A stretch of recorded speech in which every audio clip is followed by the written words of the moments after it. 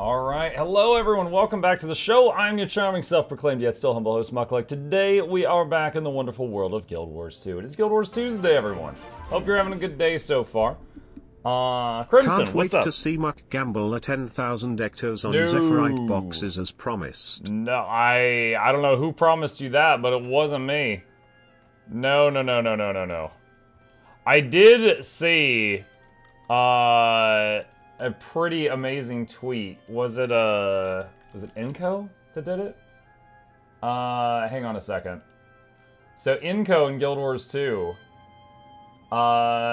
he spent 72,000 gold gambling boxes, and he got back a total of 112,000. So he made 39,000 gold.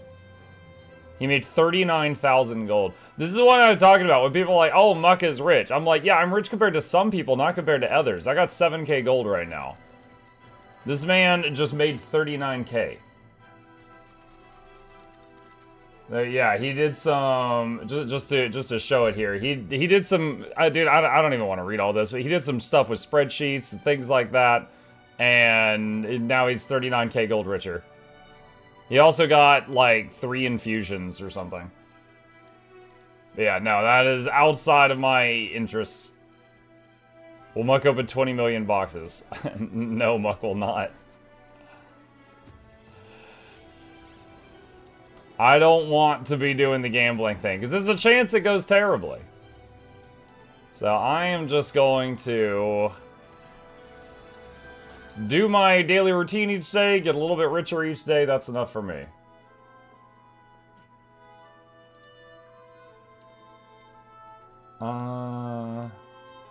Let's see, just saw this. What's the deal with the... Oh, yeah, the music in the intro. Back when I was a much smaller streamer and I made that intro thing, that music was simply music I found in a free-to-use catalog of music for streamers. And then made that intro. What is it called? There's a program called an audio visualizer, and basically it's the type of thing where like you can see an object like kind of move to a beat. And so I basically recorded an audio visualizer running while the music played for like a couple of minutes, and that basically became the intro. And we've got that bug again, so I gotta wait a minute. Mug is always dancing to the music, the camera's off so we don't see it. Yeah, that's it. Sorry for being late, Spirit of the Radio was on my playlist and I had to listen up to Jacob's Ladder. What's up, Sand? I don't know what most of that means, but we saved you a seat. Good morning, everyone. Hi, I got bored. What's up? I gamed with 7,000 boxes and I regret it immediately as well. All I got was quartz and more quartz. Did you at least cover your costs? Okay, there we go. Now I can do stuff again. Morning, all. Hi, Volk. I had to finish Hercules on the station we're coming over. Good stream last night, Volk. Really, no more rocks to Flute's Garden.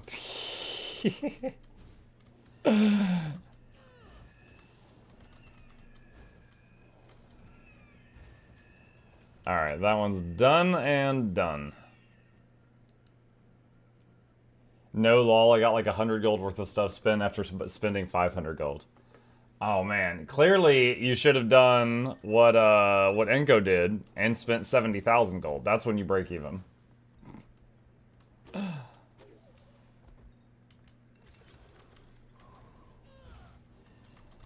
Does Magic Find help with the Zephyrite boxes? Honest question, I don't know. Since we're back in Guild Wars 2, I have a question about Evoker. Do you think the trait where if it locks you to an attunement is going to be worth losing 3 elements, or is it going to be an RP-style trait? I mean, they said that they're going to keep an eye on it during the beta, because it might be bad. The thing is like, there's already a build for just sitting in fire and camping fire and just spamming fire. So, would this make that build better? Maybe.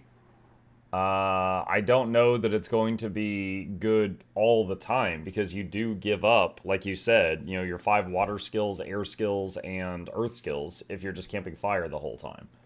So, there will be some you know, niche situations where someone who's just camping one element might be able to run that and, you know, do big numbers, but it's going to have, you know, little to no utility, I imagine.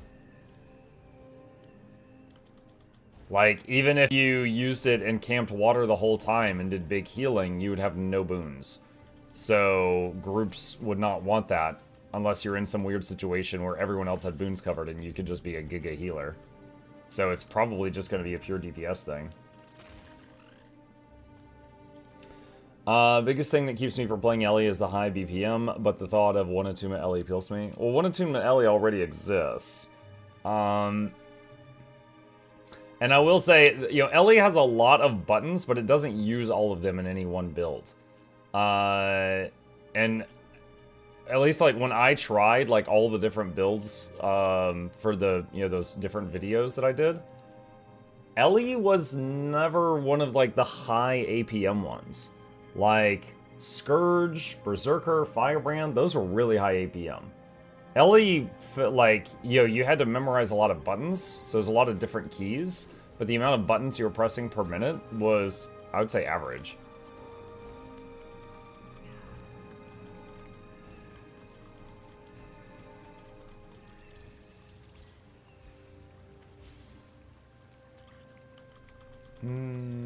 Atmog, now that all the elite specs are revealed, which do you find the most interesting and most excited to play? Evoker, Amalgam,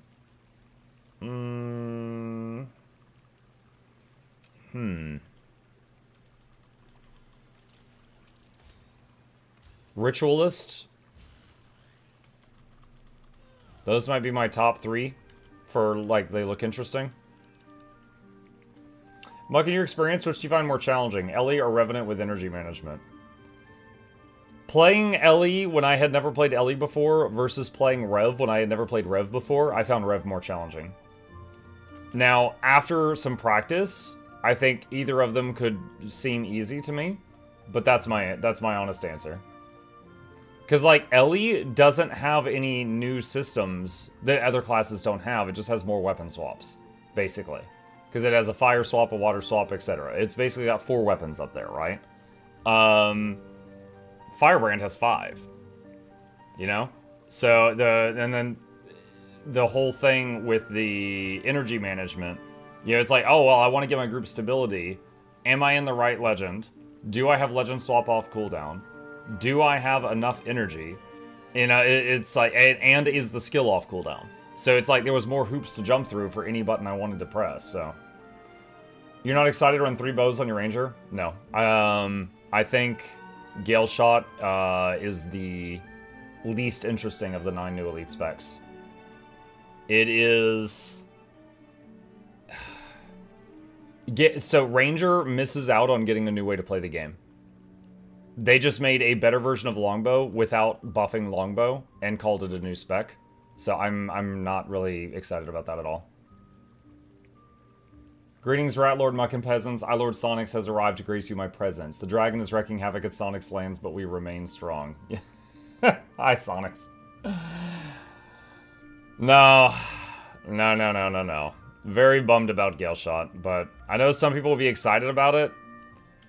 But I feel like those same people would have enjoyed it if they had simply, you know, buffed Longbow.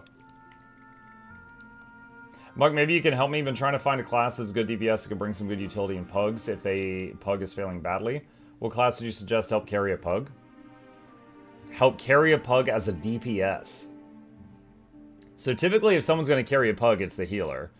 If you want to carry a pug as a DPS, I would say someone with revive potential comes to mind. Like, you know, a scrapper with function gyros.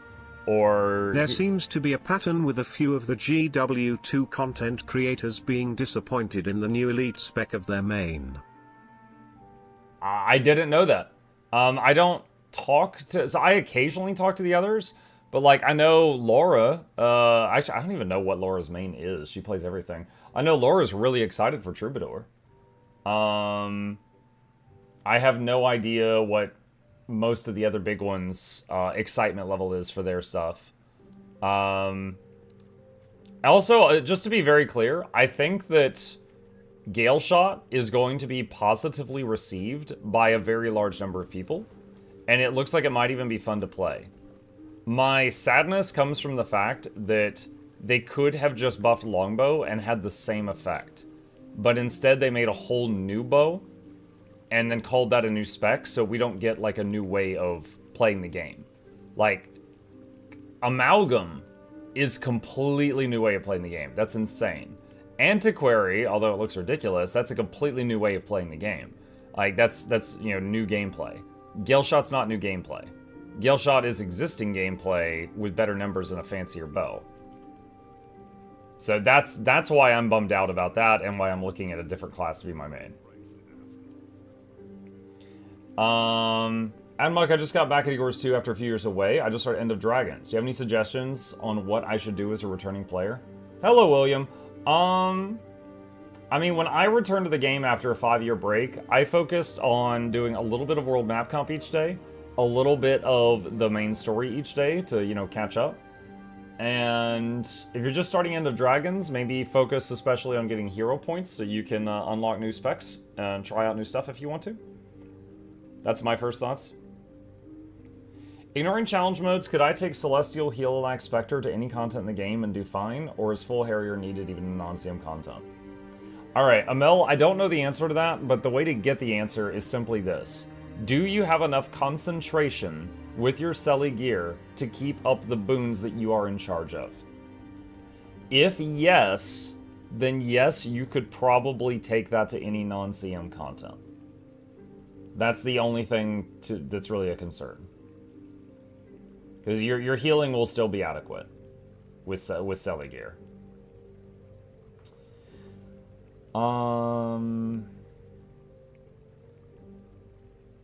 Let's see. I'm shocked they gave solvable F1 through F5 skills on Amalgam, but not Paragon with options for support and DPS on their chance.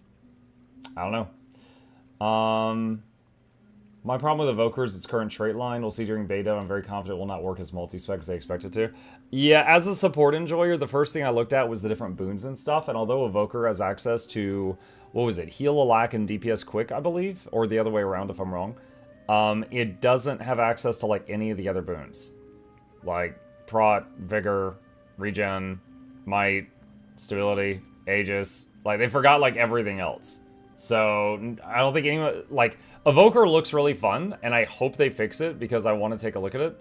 But, yeah. It needs access to those other things.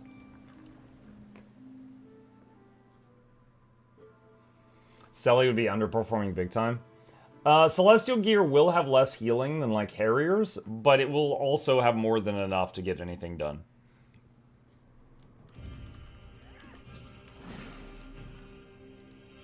And again, they said except CMs, so that's not including, like, challenge modes.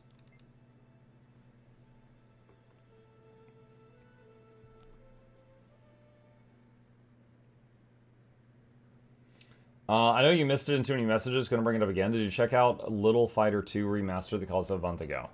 No, it doesn't ring a bell. I don't think I've checked that out.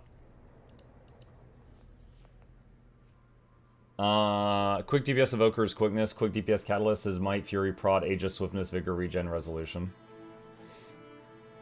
But not Quickness. You didn't say Quickness for Quick DPS Catalyst. It needs at least one aura trait, and I think it should get a Quickness trait. I at least hope you played that as a kid or as a teen. Little Fighter? Hold on. Is this something on Steam? Take a look here.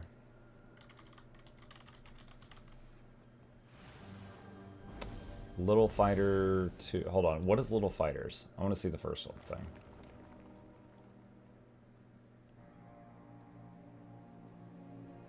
No, I have no memory of this.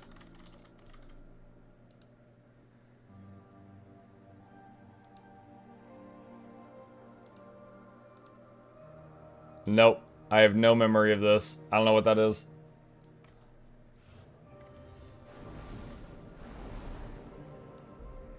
Few streams in now. How are you enjoying Wizard School? It's nice. It's not like my new favorite game ever, but it's a nice game. And I'm happy to keep playing it till the end. Yeah, it's good.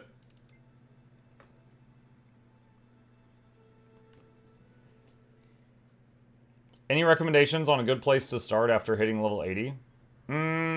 Finish your base game story if you haven't already. If you want to do stuff in order, I would say, you know, which I encourage you to do, I would say just, you know, do zones as your story takes you to them. But if you want to just kind of blast through content, then as soon as you hit level 80, you could go to like one of the expansion areas if you wish to do so. Like Heart of Thorns will give you access to gliding, Path of Fire gets you some mounts, stuff like that. Is Janthier better than End of Dragons? Alright, just to be very clear here, because some people will think like if you say A is better than B, that means you hate B, you know? You're like, oh, I prefer pancakes. They're like, oh, so you hate waffles, you know, stuff like that. In my opinion, End of Dragons is better than Janthier. That doesn't mean I dislike Janthier, but that's my answer to your question. Story-wise. Okay, story-wise, I would definitely say EOD beats Janthier. Like, okay, the last two expansions, the mini expansions, Janthier Wilds and Secrets of the Obscure, in my opinion, I believe that the story of them was the weakest part. The features were, like, top tier. But I believe the writing was the weakest link of the features in it.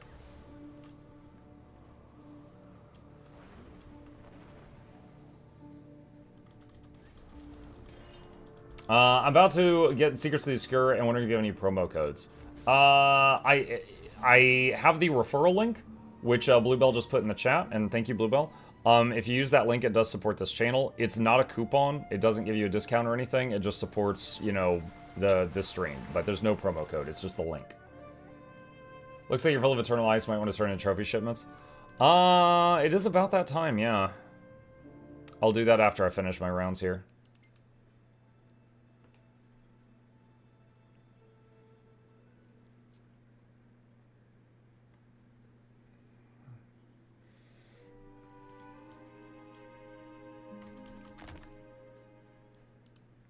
Speaking of Bluebell, which reminds me of the shoulder thing that she made me, which I was going to wear to the Seattle meet and greet, which reminds me of the Seattle meet and greet.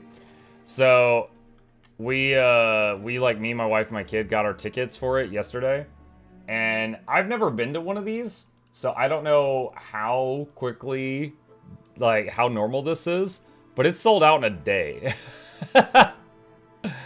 So yeah, we got our tickets yesterday. It opened at 12 to get tickets, and at 12:02 we had our tickets, and it was sold out last night. I don't know if it normally sells out, but dang, there might be a line outside of people waiting to get past the bouncer. I don't know.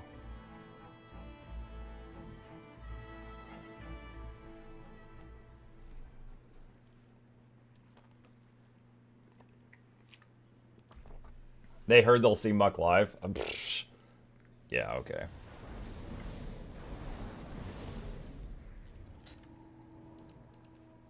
Not bad for dying game. Mm-hmm. Muck broke the event. I don't know about that. It might sell out in one day every year. I have no idea.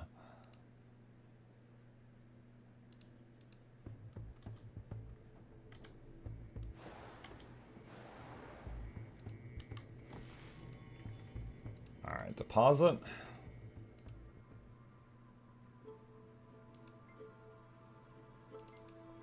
Take your plushie with you. I am. He's gonna be on my shoulder. Unless something breaks. I've got this thing that Bluebell made me with crocheted. It's like a shoulder pad, and it's got a seat on it. And the plushie's gonna be on my shoulder. So like, if you see someone walking around and they look like this, like this, like the whole thing, that's me. Unless there's another person with it walking around, then that's not me. Yeah, also, you know, my wife and my son will be there. Really, none of you pretty much know what my wife looks like, but, you know, you've seen my son 1,000 times, so. If you see me and Mini-Me walking around and I got an Asura on my shoulder, it's me. People want proof Muck is a real human and not a VTuber. Oh, man. You know, the whole thing with streamers is you, like, never see their legs, right? I should do something really crazy, like just wear, like, shorts with, like, socks and sandals. I don't even own sandals. I'll have to buy some. Just something to make the lower half look appalling compared to what you guys are used to seeing. Cut off jean shorts. Oh, cut off jean shorts. The spirits Yeah. of the wild welcome you. The spirits of the wild got 8.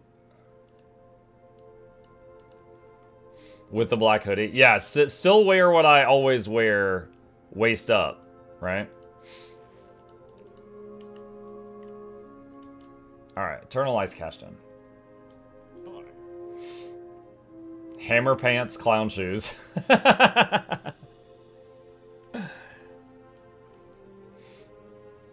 You do not need to wear cut-off booty jorts.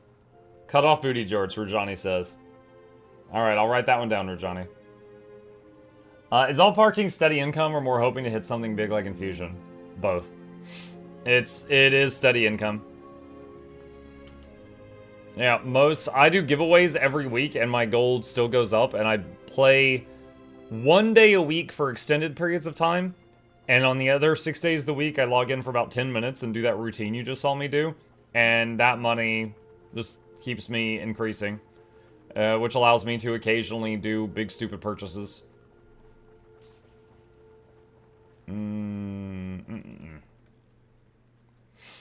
Kilt with traditional undergarment. You're saying no undies. Any reason you got Mistborn instead of Krakatork Ore? So years ago I did the math, and I believe it hasn't changed. But I believe when you go to that merchant, the Krakatork Ore is the only thing you don't want. All the rest of it, like any of the rest of it, is worth more than the Krauk Ore. Big stupid purchases, like 100k boxes. No, big stupid purchases like an occasional legendary.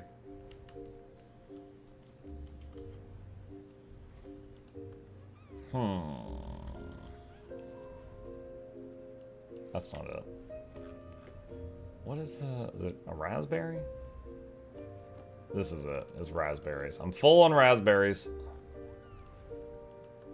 So many raspberries.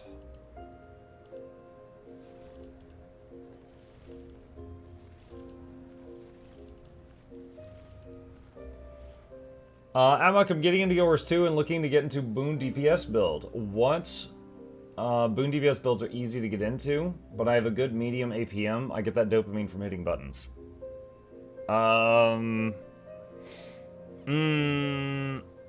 Good. Wait, what? A good medium APM.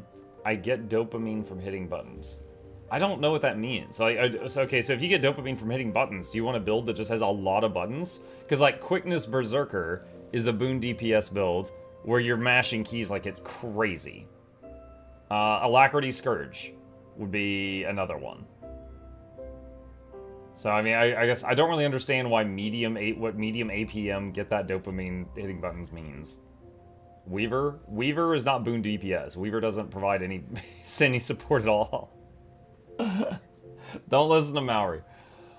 Let's see. I've been getting Krauk Ore this whole time because it gives me more ore for the ice. Right, but because it gives you more ore, the ore is worth a lot less. Went to buy the Karma Boost in Thunderhead Peak and accidentally bought the node just below it instead. Obviously need more coffee before playing. Might be dopamine from hit feedback. Not sure. Wear the brightest pair of shorts you can find. Like bright pink, like 80s.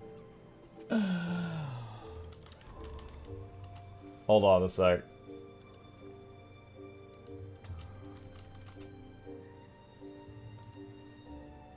Here we go.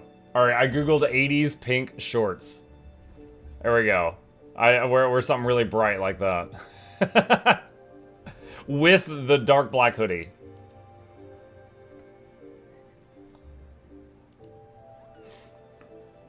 The only support Weaver gives is DPS. Yeah, Weaver doesn't provide boons to its party or anything like that. And typically, to provide good DPS, it has to go all in on doing damage, so it doesn't have, like, any utility buttons remaining, most of the time.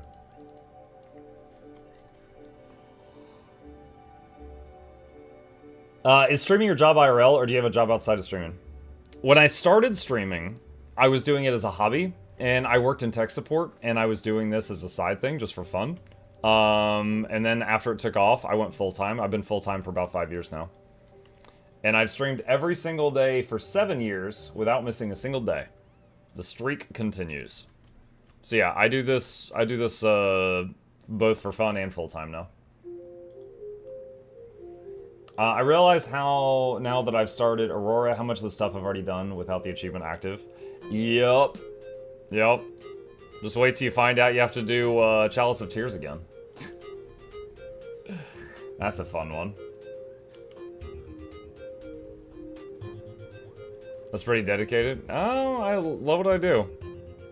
What's that thing old people say? It's like, if you love your job, you'll never work a day in your life. That's not true, but it's similar to my experience.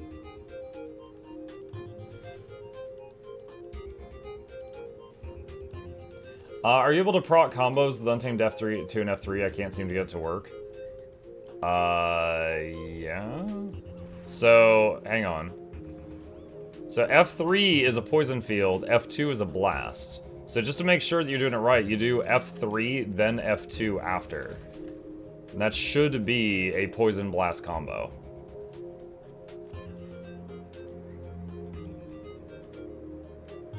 So, yeah. Should be able to do that. If you know the info, how does your streaming streak compare against other streamers? One of the big streamers I looked up to when I got started was Co-Carnage, and he had 2,000 days in a row, and then after he hit 2,000, he took a break and broke the streak.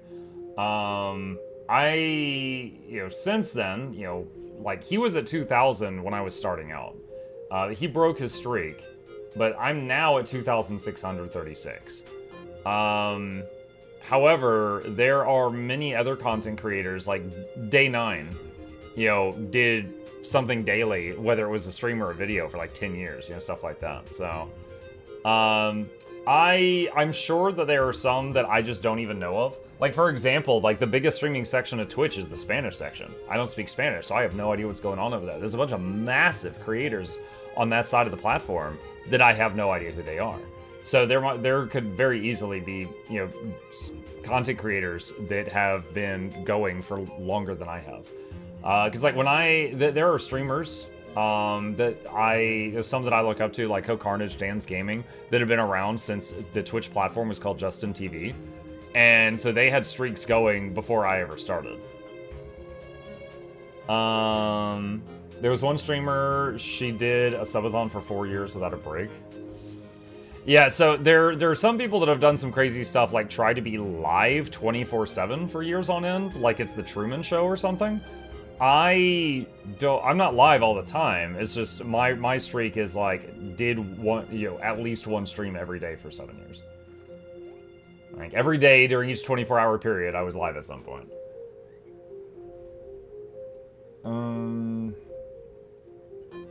How do you never get bored of playing the same game? I absolutely get bored of playing the same game, Sato. When I got into Guild Wars 2 and I got really big for that, I played Guild Wars 2 daily for like 2 or 3 years, and then I got burned out on it. That absolutely happened. So I toned it back a little bit, and I started playing Guild Wars 2 on Tuesdays, which is what we call Guild Wars Tuesday. And so on Tuesdays, I typically do Guild Wars 2, and then the other 6 days of the week, I play other games just to stay sane. So like right now, I'm playing Warhammer 40k Rogue Trader. I'm playing, we just finished a game called The Pedestrian. We just started trying out Hogwarts Legacy. What else? We played 110 games last year. At the end of each year, I do like a tier list and we count them up. So the tier list is on my YouTube channel. But we played 110 games last year. So we absolutely play a lot of titles so that we stay sane here. But yeah, I do get burnout. No, I've never gotten burnout on streaming, but I have gotten burnout on specific games, Guild Wars included. When I did too much of it in too short a time. Yeah, that happens. Are you playing Guild Wars 2? Yes. What's your home address? Tyria. Hi. Hi, William. Let's see. Emily CC has been online for 3 years straight, never offline. That's crazy. Are you going to play Guild Wars 2 on stream more once VOE releases? Absolutely. Yeah, so whenever new Guild Wars 2 content comes out, I typically am doing only that for a week or two. So yeah, you'll see me on there. Yeah, and like whenever there's new content or Twitch drops, I focus entirely on Guild Wars 2 for a week or more. Yeah. Thinking of playing this, I like open world. It's a very good open world in this game. If you have any questions, let us know. Will you try out every class during the beta? I don't know if I'll have time to try out every class during the beta, but I will start trying out classes, and I will start from the ones I know the best. Like, I'll probably try out Gale Shot, even though I'm not really excited about it. I'll try out Ritualist, I'll try out Amalgam, and then we'll go from there. What's going on in Seattle? This thing. Guild Wars 2 Seattle Community Meetup. They apparently do this every year, but the reason I'm excited is I'm going this time. I live at the other end of the country, though. This is an expensive trip, so this might be a one-time thing. I might never get to do this again. Already sold out? Yeah, they said that they'll still let in more people, but it depends on how many, people are currently in there. Depends on how many are currently in there. I never get burnout, even in Guild Wars 2. 370 days with 4.2k hours. All 3 legendary armor, few weapons, full home, all stories done. Full mastery rank, and I still play the game as it was day 1. That's cool. Like, when I say burnout, though, and, different people are different, right? Like, I don't have burnout with streaming. I haven't taken a day off streaming in 7 years. So, I mean, I could look at someone who's taken a Saturday off and be like, weak. I'm not gonna do that, but I could. Alright? But with Guild Wars 2, I was streaming it between 5 to 9 hours a day, 7 days a week, for years. Right? So, like, right now my slash age is 9,600 hours.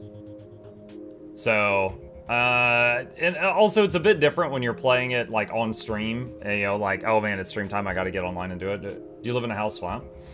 I have a house. We are in a neighborhood. I had to switch my equipment loadout last night, and I accidentally switched to my longbow. I hadn't played Solby's longbow so long. I have over 20k hours since help. Remember, Mug, get plenty of sunscreen? We'll see. Wish I could go, but I'm going to China instead, so fair trade-off. Going to China? Oh, wow. I thought Guild Wars 2 was a very time-consuming MMO compared to other titles. I mean, every MMO can be a time-consuming MMO. I would say Guild Wars 2 is the one that most respects your time. So, and the reason I say that is because if you compare it to other MMOs such as World of Warcraft, let's say in World of Warcraft you're playing the game, you get to max level, it's 60.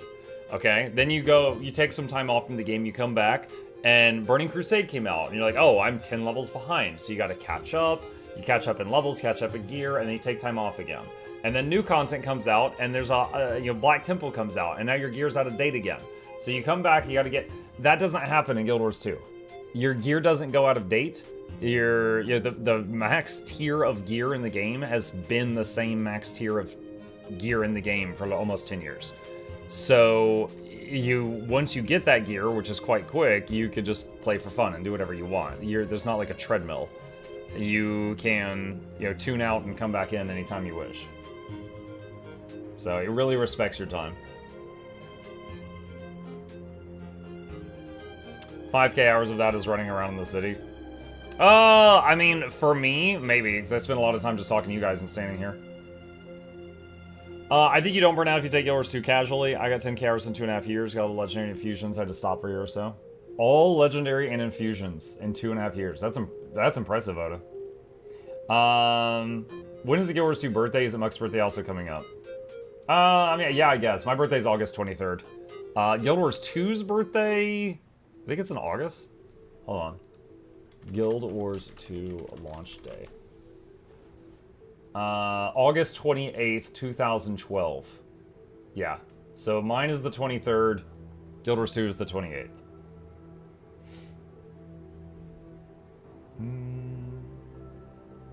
Our internet learned long ago people really pick up and put down the game constantly. Yes. Definitely go to that meetup. The financials aside, I went to the Jacksonville for field passes to an NFL game. Met a lot of the people I look up to. A bit of expensive. Don't hurt a thing. Yeah, I mean, I think it's going to be really cool. Like, there's already been quite a few people, like, here in our community that are, like, you know, here at the streams or the Discord that said that they live in Seattle and they always go to that. So they're, you know, looking forward to saying hi. So I'm gonna get as many pictures as I can. I'm gonna be like, hold on a sec. Hold on, I'm gonna show you. Alright, so like this guy, right here from Mulan, I'm gonna be like this. Every photo just, like they're the important one. Every person I meet is gonna be the Emperor. I'm gonna get a whole album. Noted, I wish you're happy getting old day in 12 days. Oh, thank you. Are you going to do an IRL live there? Dude, my phone is old. I don't think I'm going to be doing an IRL stream there, no.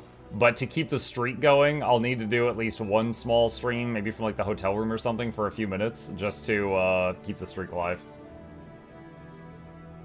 Charge $5 each mug photo.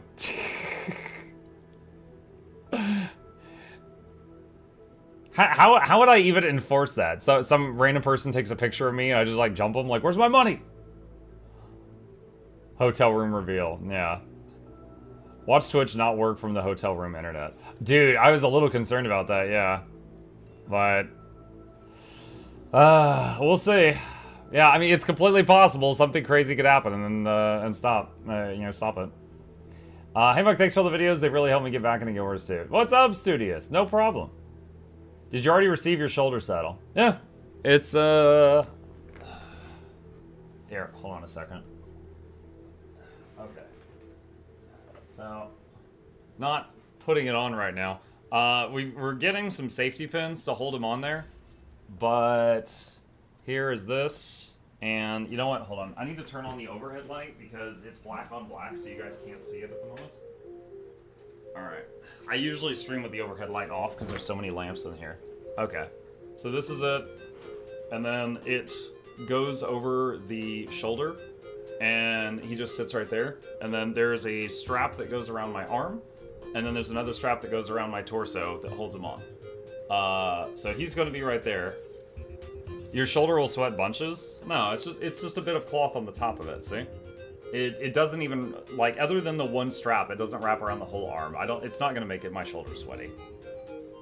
No, it's, here, hold on, we've come this far at this point. So just put this on. And put this right there. And then it's like that. And then this thing here, there's a Velcro strap, which I don't want to mess with right now, and the Velcro strap goes around near my elbow. That's it. So it's going to be right there, and he's going to be right there. So if you see someone walking around the thing with like a plushie right here, it's probably me. It is probably me. You know what? Speaking of stuff that people have mailed me, hang on. I actually got something yesterday, and I forgot to unbox it. This was in the P.O. box. Let me turn the light back off because it's making me look extra pasty. So I've got something here that is addressed to Mukluk Douglas Bartholomew Reginald Esquire IV. So the people at the post office saw that name. And I opened it a little just to see like if this was indeed something stream related. And I got this far and I haven't opened it further. So there's some kind of, it's cloth something. I don't know if it's a towel or a t-shirt or what. But I do need to open this and see what it is. It says XL, so someone thinks I'm a whole lot fatter than I am. No matter what article of clothing this is, if it's XL, it's probably too big for me. We're gonna find out in a minute here. Where is the thing to open it?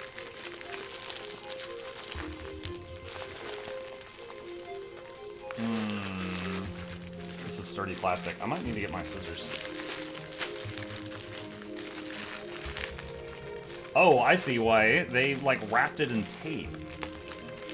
Okay, hold on.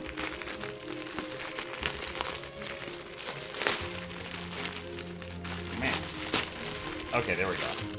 I was like, man, this plastic is really tough. It's like freaking cocooned in duct tape. Okay. Alright, that's gone. Alright, what do we got here? What is the... Oh, wait, is this like a hoodie? Oh, it's like a very thin hoodie. Okay, I know. Alright, I remember what this is. Rose MMO, a while back, did a video, and he was wearing a hoodie, and it had a design that made it look like chainmail. And I said, oh man, I want one of those. It's one of those. It is a chainmail textured hoodie. It's very thin. It's more of like a windbreaker. But yeah, it's... Yo, hold on a sec. Let me... I'm gonna try it. Dude, it's XL though. Chat, I'm skinny. I wear a men's medium. This is 2 sizes larger than me. Hold on, I'm gonna try it on. This is gonna look like I'm wearing a potato sack, I think. Let me see what we got. Oh my gosh. Dude, it looks like a dress. Hold on, I gotta move the chair back. Alright, yeah. This goes past my cheeks. It looks like I'm wearing like a little dress. A chainmail skirt. I like it. The oh man, look at it's fun. It's very large on me. How does it do with green screen? It does okay. It does all right. Muck small? Ah, skinny. It does all right. Am I complaining about how big XL is and see me crying in 4X? I'm not judging, man. I'm not judging. You do you. You be wearing the Bleach Japan shirt for the event, right? No, I am not wearing the Bleach Japan shirt. No, I am not. Alright, for anyone who doesn't know, there is an organization called Bleach Japan in the Yakuza game series. And because B for Bleach, J for Japan, it says BJ on the shirt.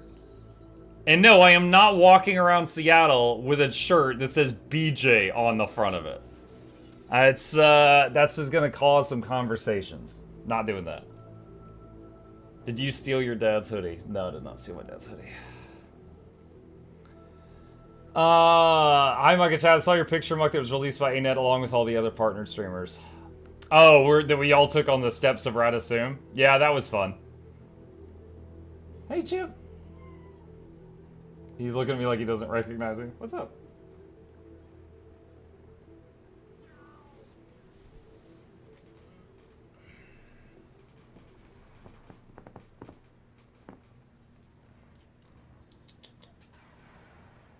What's up? He was sniffing the sleeve a minute ago.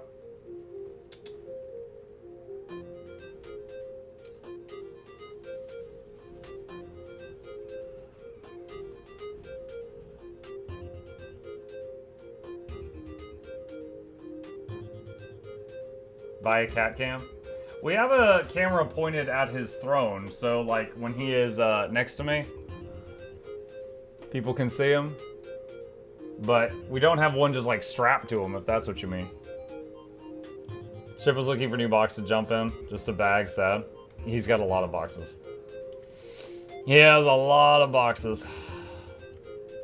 Now he must add his scent to the hoodwear. Yeah, also, I don't know who sent me this. There is no letter in it. It was shipped directly from Amazon. And it says to Mukluk Douglas Bartholomew Reginald Esquire the Fourth. It does not say who sent it. Rose? I have no idea. I do not know who sent it. But there's no note or anything.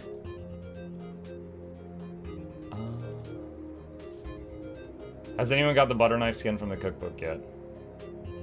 I don't know if I know anyone that got the cookbook. They have your address? Well, I mean, exclamation mail. Any of you can have my P.O. box address. I went to the P.O. box. Like, that's... Any of you can have that.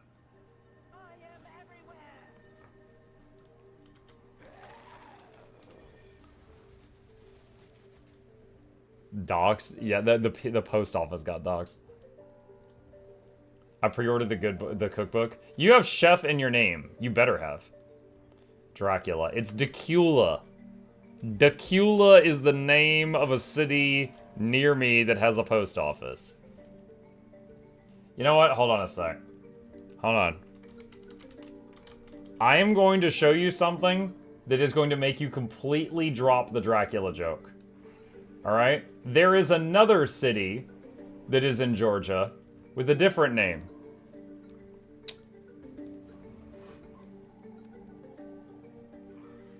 Note, I don't live there. But this is also in the state I live in.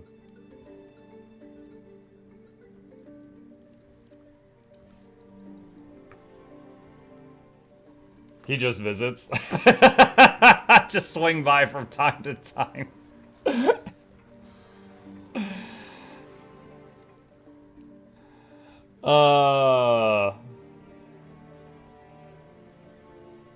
Perfect place for the Bleach Japan shirts. No.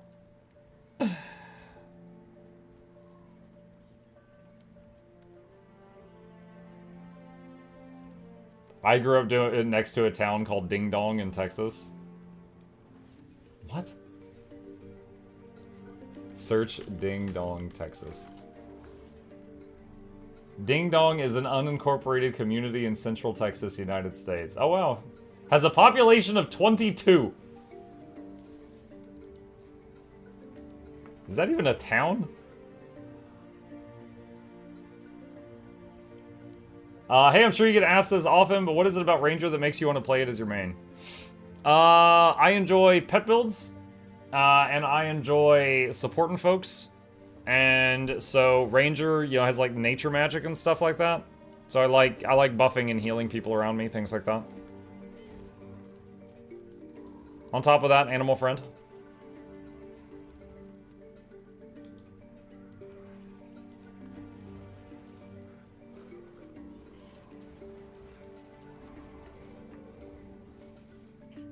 Is there a town called Hell in Kansas? Yeah, I've heard of that one. Georgia also has a town called Climax. I don't know if that's true or not. Hold on. I'm going to Google.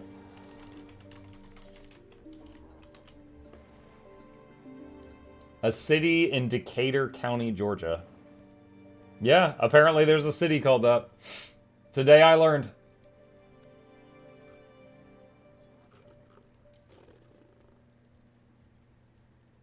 Yeah, where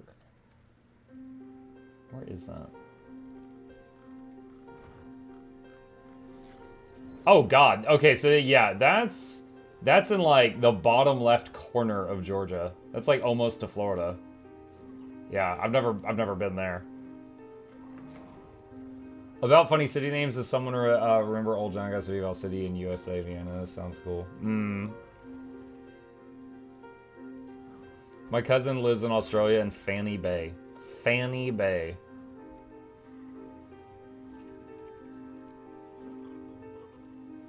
I use longbow and ranger more, but it's often difficult to maintain distance, so you need melee too. Also not high DPS. Yeah. Yep. Need X, will you try other non-net ranger necro prof with main goal as next main prof?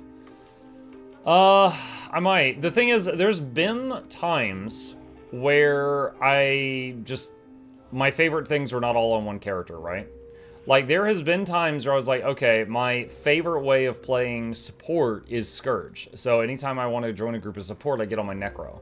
And my favorite way of PvPing is Ranger, but my favorite way of PvE DPSing was on Scrapper, which is Engineer. So I would just swap to the character for the role I was going to do based on, you know, what role I was going to do. So we might have a situation like that for me in Visions of Eternity. Protected Tarir for over a century. It will not fall this day. Like in Germany, there's a lot of cities with similar names, and since every city has a sign at the beginning of the city with their name on it, they often get stolen. One city was called Effing, and now they renamed it to Fuggin, but it still gets stolen. Wow. I mean, after a couple of signs getting stolen and, like, you're eating the cost for that, it might be worth putting, like, a tracking chip or something on the back of it.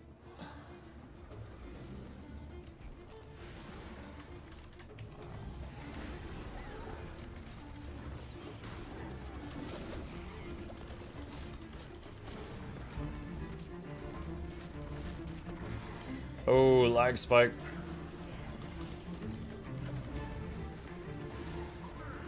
Now, I am on EU at the moment, so I am connected to servers very far away from me.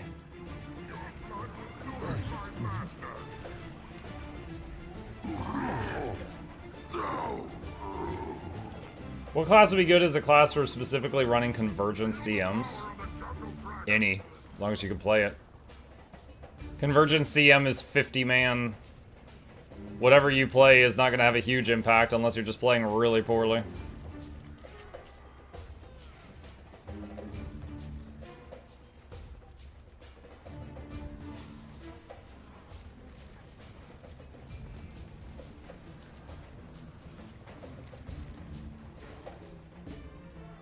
Here's another.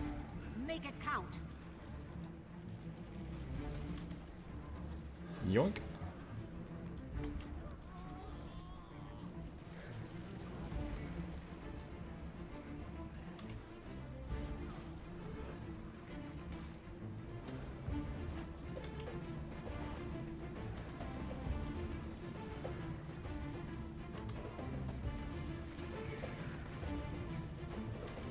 There's more where that came from.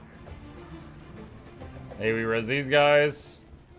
See, someone a minute ago was like, why do you like playing Ranger? Moments like that.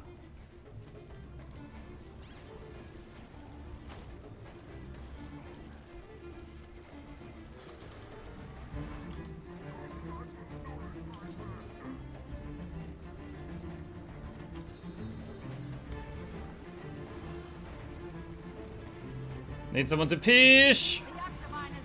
There we go.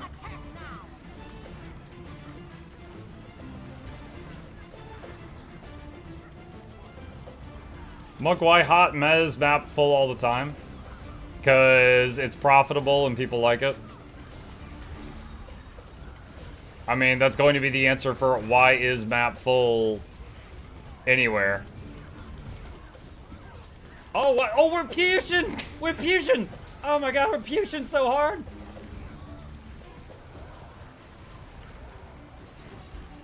Do you like gambling? No!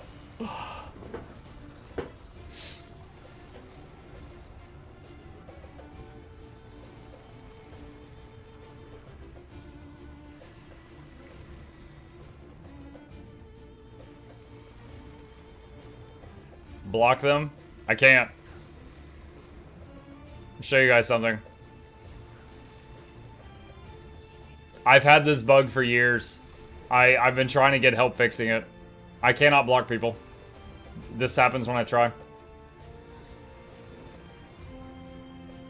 No, I've legitimately told them that it's a concern. Because, like, let's say someone just, like, gets in front of my screen while I'm streaming and starts jumping up and down and saying, like, really, really nasty stuff. I can't really do anything about it other than leave the area. Which, sometimes that's an option, sometimes it's not.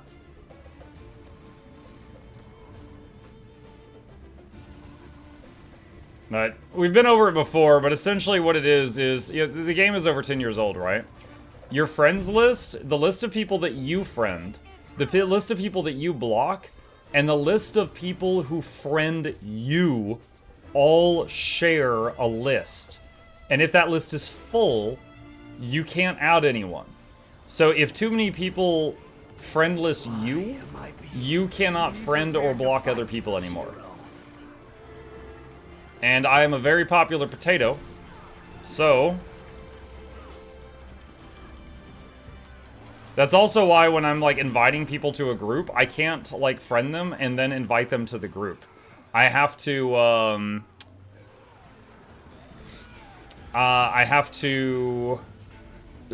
/invite space whatever their name is.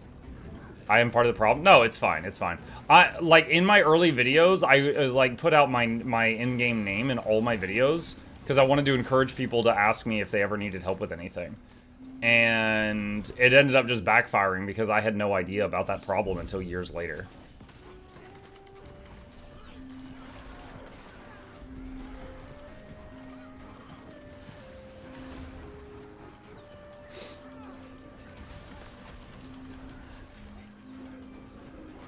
Don't think that's a bug and more of a data type limitation. Yeah, but it's a problem.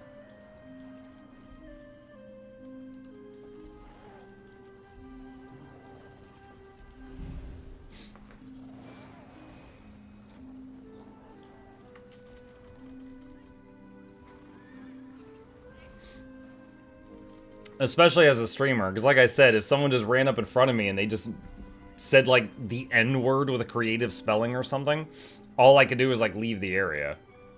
And if you don't do something about it, then, you know, like Twitch or YouTube will crack down on it because you're, you know, streaming that. Muggas look like a proper knight now, only missing the Guardian cape. Just need a big blue towel around my neck.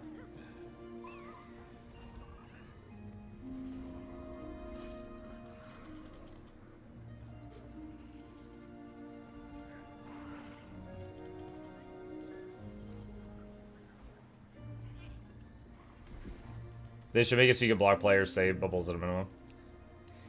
Arena, I don't expect us to have friends.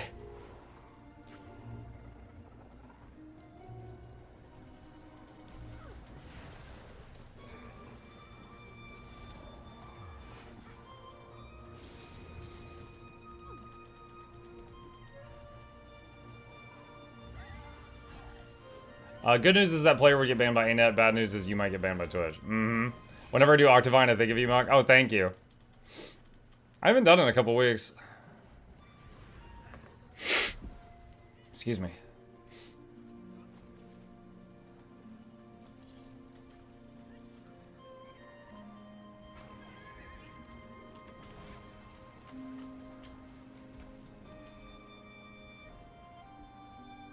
At least you can have some words censored in game. Yeah, I've got that turned on already. But like I said, it's like, one, I can't block people, two, I can't friend people, and the problem is that to give people things in the gem store or to invite them to a group, you need them to be friended with you. And I can't do that, so I've had to learn other ways of doing it, like typing /invite their name.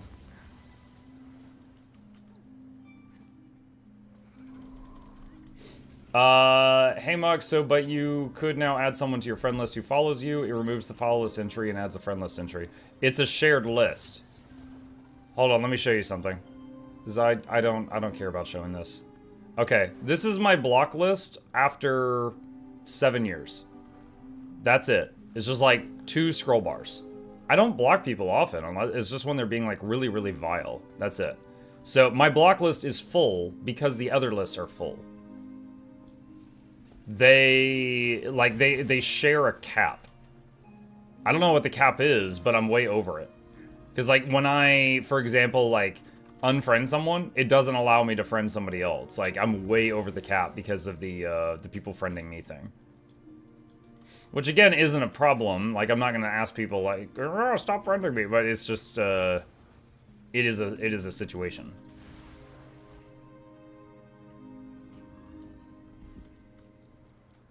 There's a problem with max gold per week, which can be limiting for high-profile content creators. Oh, the 500 gold thing? Yeah, that's never really bothered me too much. The mail cap has bothered me greatly. I did get them to fix that. During the biggest stream I've ever done was the day when Guild Wars 2 was going live on Steam, and I was streaming on the front page for Twitch and Guild Wars 2. And briefly, we had like 32,000 viewers at one point. And I was trying to do giveaways, and I kept having to stop because of the mail limit. So 30,000 people were seeing the mail limit problem. And I was talking with someone at ArenaNet afterward, and I was like, yeah, the mail limit thing was annoying. And they were like, yeah, when you were doing that giveaway, no less than 5 ArenaNet staff members came down the hall and peeked into my office and were like, yo, we gotta fix this mail thing. Because I like, in that one aspect, I like embarrassed them. And they were like, oh shoot, we gotta fix that. So it kind of just shined like a giant spotlight on the problem, and then they actually changed it.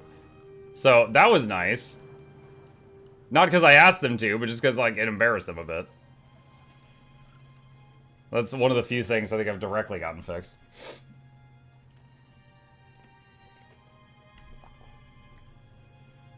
Motivated by shame? Yeah. My block list is bigger. Well, maybe you're more fragile than I am, Cap. Which is really weird to say to you.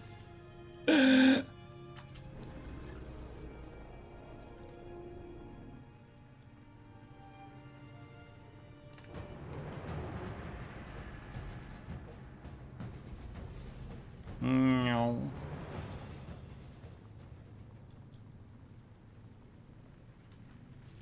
When you did that video after Soto showing the bugs, how many got fixed?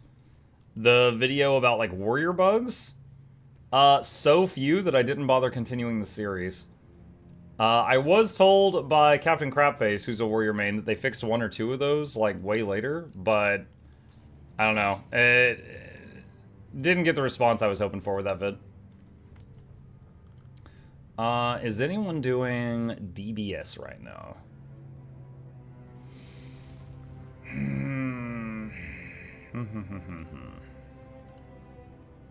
Doesn't look like it.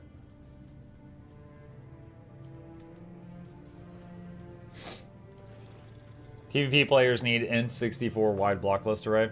Well, my block list is not that long, but most of them were from PvP, yeah.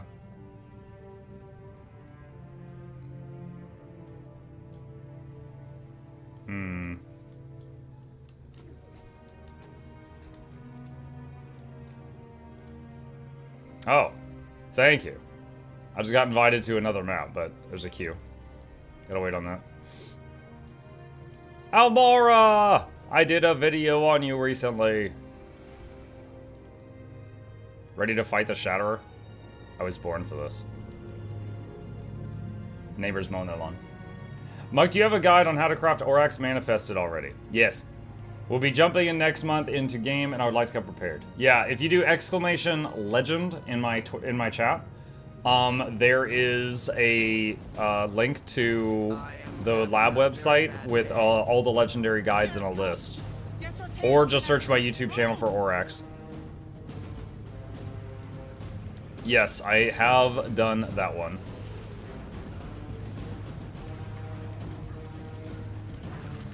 Everything that touches the light is the Greek or Su community. What are the dark places? Never go there. That's PvP. So it's, dude, that's a whole funny conversation. Because like, I have said before that 90% of the people I've met playing this game seem nice enough that I would be happy to go like sit down and have dinner with them. The other 10% I met in PvP. That is not to say that everyone that I met in PvP was bad, but that everyone that I met that was bad was in PvP. Now, I said that for years. Then I made a video that the raiding community just took as offensive. I said this build is not meta, but it's fun. They took that personally. Chad, I got threats over that one. So, although the amount, like in quantity, of hate that I've ever received from, like, no, again, 99.9% of the interactions I've had in Guild Wars 2 have been super nice, right? But if we're just looking at the bad interactions, most of them were in PvP. But the worst ones were absolutely the raid community. Dude, my inbox blew up. I was stunned, IRL, at the amount of, like, hate and vitriol these people had for me suggesting that this build was fun. And I was just like, wow. Or it was one guy with 50 alt accounts. I don't know, but it seemed like it was a crowd. It seemed like a crowd. Welcome to the internet, yeah. Your first mistake was using the word fun? I know.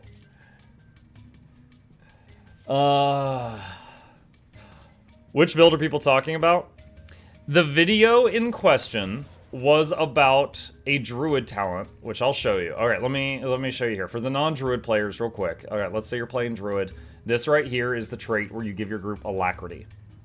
This trait instead of giving alacrity, your healing is drastically increased. I stuttered there. But also, whenever you leave astral form, you can go back into it really, really fast instead of waiting 10 seconds. So when you play Druid with this, I said it's very, very fun because basically you can go into your Giga healing form like 90% of the time instead of 50. And I said it's really, really fun, but it's not meta because you don't provide alacrity. So you have to have like a DPS quick, a DPS alac, and you, and then 2 DPS if you were to run this. So this isn't really used in almost any game mode because of that. But I said it's really, really fun, and it feels like it's the way Druid was meant to be played, but it's not baseline. And did you guys see Paragon is getting a thing like that? Paragon is getting a trait that is going to make supporting so good, but it's competing with the quickness alacrity trait, or whatever it is. So no one's ever going to be able to take it. So anyway, that's it. That's what I was talking about. The video was about that. I said, yeah, I tried running this build. It was really fun. It was so much more enjoyable playing the class this way, but unfortunately it doesn't give a lack, so it's not meta, so a lot of groups aren't going to want it. And then everyone's, and then they got really mad about it. When you're in the balancing meetings with ANET. Okay, you already are assuming I have more power than I do. I am not in any balancing meetings. I'm not in any balancing meetings. Today cannot be ruined. Helldivers 2 announcement, and we're getting a Halo ODST crossover. I'm so excited. Okay. Could get a lack on Grandmaster traits are bad. They should know every support will be forced into it. Yeah. Sometimes I feel like we have no idea about the meta they made themselves. I would say that there are times I super forgive them because sometimes you make like a new trait and you don't immediately think how, oh, this is going to interact with this one minor trait in the tools trait line for engineer, and now when they pick their nose, it's going to kill God. Damn it, I didn't realize they could do that. So, like, there's going to be weird interactions that they're not going to foresee. I forgive them that. But if it's just in the same trait line and you're like, they're always going to take it, they can never take it. Come on. Like, you don't have to expand your brain wrinkles that much to figure that one out. Like, okay, the second one's useless. You're not allowed to take it anywhere. You may not be in any meetings, but I do hope ANET is watching your I Tried series as you provide them with so much good feedback to them. I know they know who I am. I don't know that they're regularly watching my videos, right? Like, they gave me a referral link. Like, for example, I've been trying to get a response on the plushie question for, like, a couple of months now. I also asked them if they would be interested in me sponsoring a legendary giveaway at the Seattle thing over 30 days ago. I haven't gotten a response from that yet. So, I mean, yeah, they know who I am, but getting a response to any of my messages is very difficult. That type of mentality with the rating peeps is the reason I went on a break from the game in the first place. I will say it's very rare because I've got like 9,000 hours in the game, as I've said, and that whole situation I just described happened once. It's summer, they're not working. Yeah. I'm afraid feedback is roughly as forbidden of a word as fun as. I don't know how to get the right person. Muck, what are you wearing right now? I just got this out of a fan mail. Someone sent me a hoodie that has a chainmail. Oh, my chair's in the way. Hang on. Someone sent me a hoodie that has like a chainmail design on it, so it looks like I'm wearing some sort of chainmail. So I just unwrapped this out of the box and I was wearing it. That's it. I actually don't even know who sent it, so any of you can take credit for this and I'll thank you. There was no note in the box and it's from Amazon. I'm pretty sure it's stream related because it was addressed to Mukluk Douglas Bartholomew Reginald Esquire the Fourth. After all the push feedback resulted with is them making the grogging map grogging darker. Oh yeah, so I agree with you on that, Cap. I played a few rounds of push the other day, and for the first time ever, I was like, I kind of wanted to turn on standardized character models and stuff because it was so difficult. It was like watching a DC Comics movie. It was so difficult to see And then, like, some enemy spell effects, like, I couldn't see, and then I wouldn't dodge them, and they would hit me, and then I'd die. And I'm like... I was like, I wonder if I turn on standardized models, if it would help with this. Which is not something I've ever had the itch to do before. Would you say Untamed is beginner-friendly? I know how to play a few Untamed builds. I could play Quick Power Untamed and Quick Heal Untamed, and they're both pretty friendly, yeah. If you... Hold on a sec. That right there is a video I did when I got first started getting into Quick Untamed that shows the basics of how to play it, if you're interested in that particular build. I don't think the new Superman is that dark. Oh, okay, look, I haven't seen the new Superman. That was just a joke. DC movies have a reputation for being really freaking dark. And I don't mean dark like edgy. I mean dark like I can't see.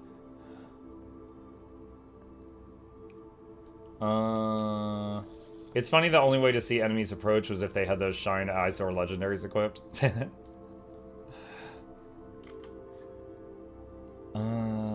Let's see.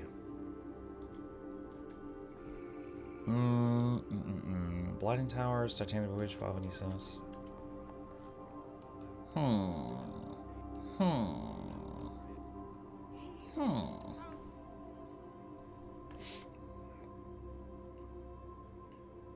Superman 2025 is a spectacular and vibrant, bright film. Cool. I haven't seen it. I admit, just like, at this point in my life, I've seen so many versions of Superman, I'm kind of checked out on Superman. Like, I've seen so many of it. It's just like, oh, they're rebooting it again, okay.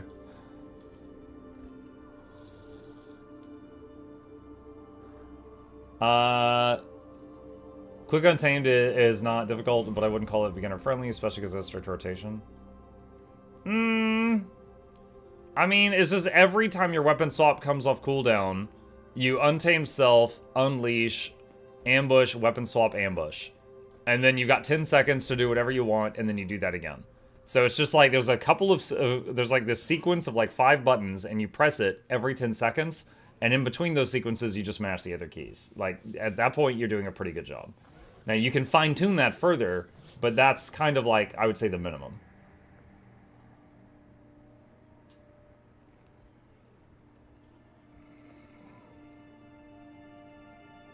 You should see this one because I felt the same way. James Gunn is a master of his craft, though. The movie had me tearing up. Oh, yeah? Quick Untamed is a good way to learn, and then you can move to normal DPS or Quick Heal Untamed. Let's see. Is there people doing this right now? I am in the mood to squish some demons. That's not it. Alright, fine.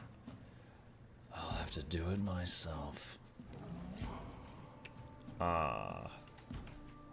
Vava Nisos Meta. Alright. If any of you want to join, I just made a squad on EU. I want to kill some demons. So I'm going to kill some demons.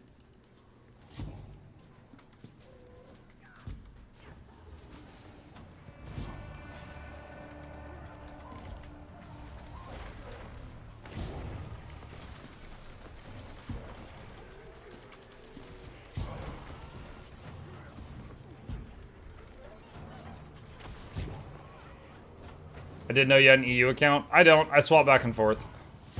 ArenaNet lets the partners server swap kind of whenever, and I have a tradition of every Tuesday morning. Well, morning for me, I play with the EU crowd, and every Tuesday evening for me, I play with the NA crowd.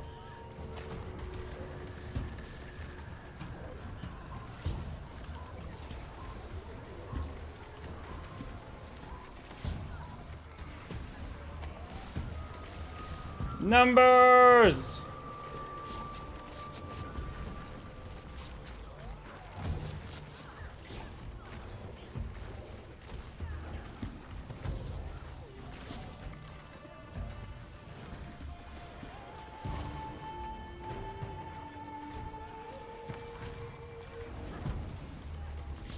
Hello, Mark John. Hi, Evelyn.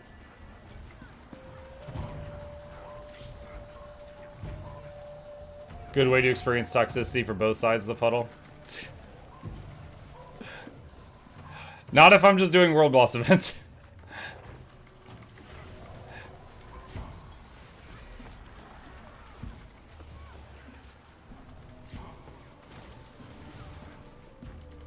And letting you switch zones is very nice. Yeah, there's... If you get into the ArenaNet partner program, they give you a couple of small perks, and this is one of them. And yeah, it is nice. Is there anywhere besides Skywatch where it's easy to farm coins for legendary armor? Sorry, coins? What coin? Do you mean unusual coins or something else? Like, what's the full name of the item we're talking about?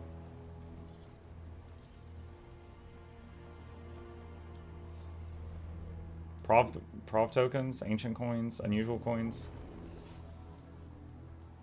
Ancient coins. Okay, he's talking about ancient coins. Hold on, I gotta refresh myself. It's been a while.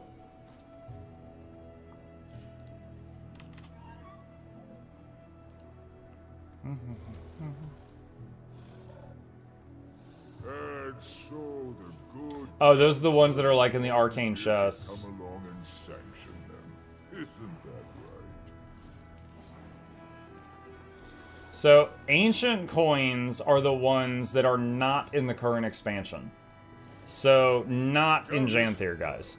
She knows the score. I am here out of respect. But Cam Gao added, on top of what I said, you can just farm unusual in the current expansion, then convert them to ancient.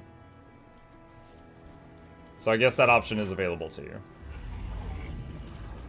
But yeah, I got most of mine just from parking some characters I wasn't playing by big treasure chests and just opening them each day, and they just piled up. Now, if you're trying to do a project right now, maybe you don't want to be patient, but that's how I got mine. And I've got 15,000 of them now because that number just goes up every day without me trying. Allow me.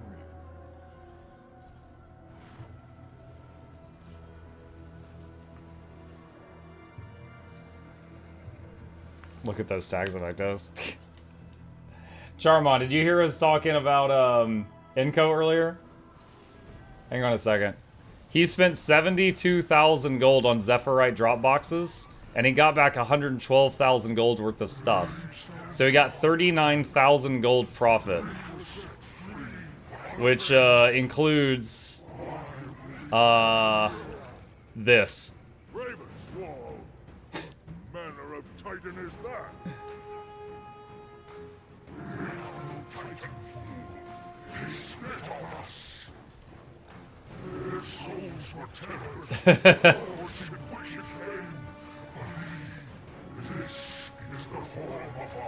That's where my profit went? Yeah. That's where all your profit went. It's just like Gorseval.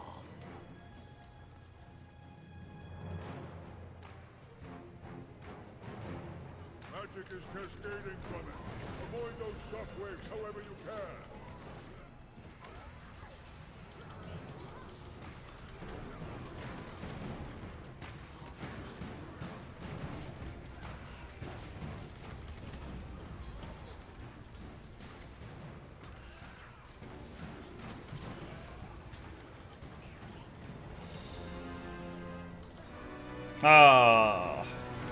I have to dodge earlier because of the EU to NA thing.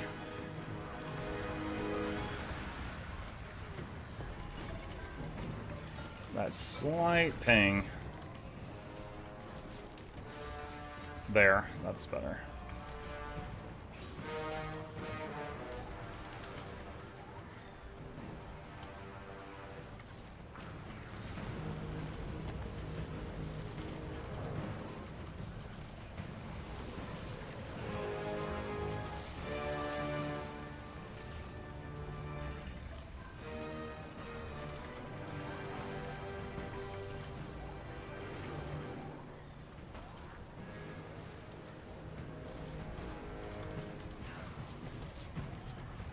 Just move to EU to solve that. If I was going to move somewhere for Guild Wars related reasons, it would probably be to Seattle so I could go to these events in real life there more often without breaking my bank account.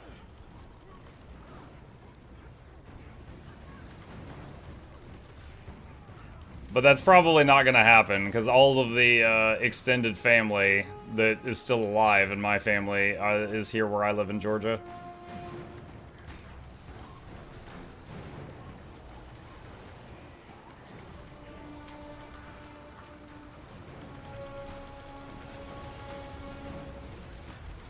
Do a Georgia meetup. I do not have any confidence that anyone would show. I remember one time I tried setting up a raid group of it was like all of one class, and most of the people that signed up for it didn't even show up, and that was a virtual meetup.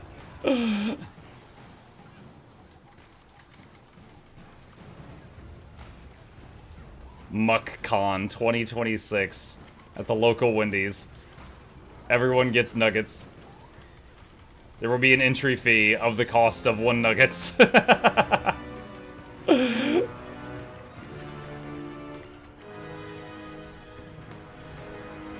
You son of a gun, I'm in.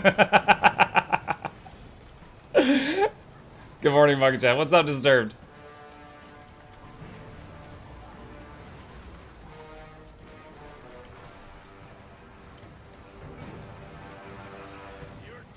Where's Cassiano when you need him? Oh god.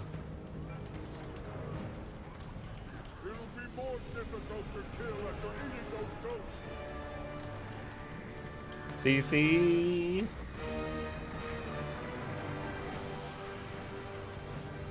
I am concerned.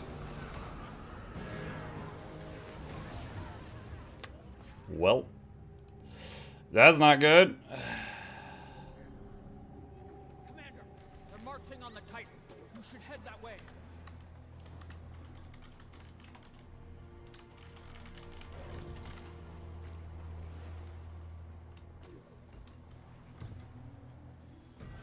Has anyone tried the Wendy's purple sauce? Looks disgusting. I'm too scared. I didn't know they had a purple sauce. More CC, Muck. I know we need more CC.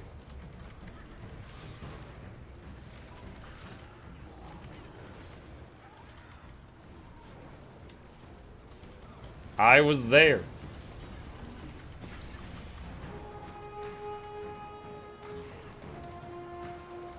I don't know, but you saying purple sauce reminds me of, God, years ago, there was this thing where, like, Heinz ketchup made, like, a purple ketchup. Like, they had, like, all different kinds of weird ketchup colors that you could get.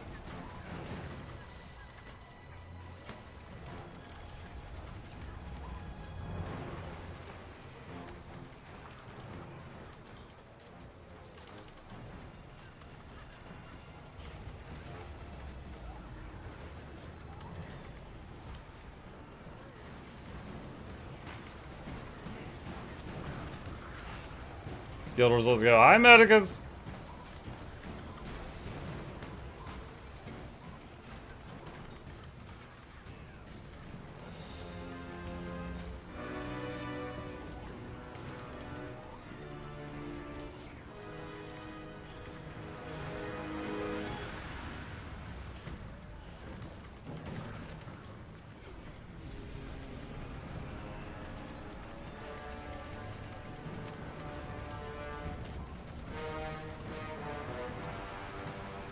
There's a chance!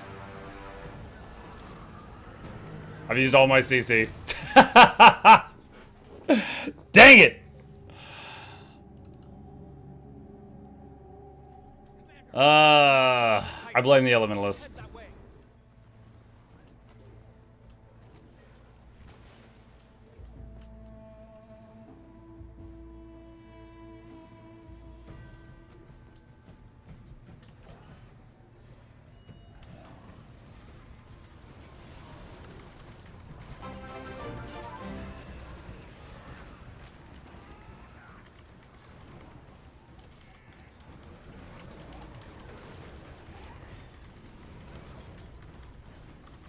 So someone in the map chat says, oh my god, Noobtoberfest. And I think they were trying to be insulting, but that sounds like a fun event. How do I sign up for Noobtoberfest? Like, does that come with free drinks?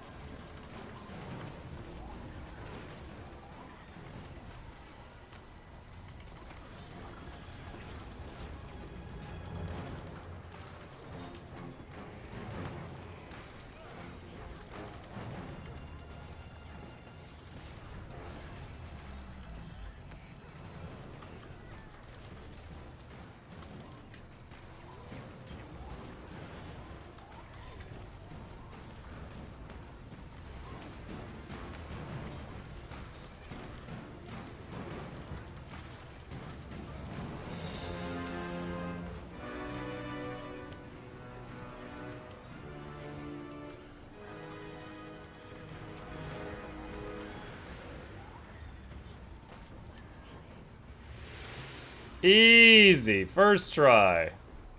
And nothing bad happened. Go, spirits. Suffer this place no longer. Oh, I don't know. My son will envy the tales I tell of this fight.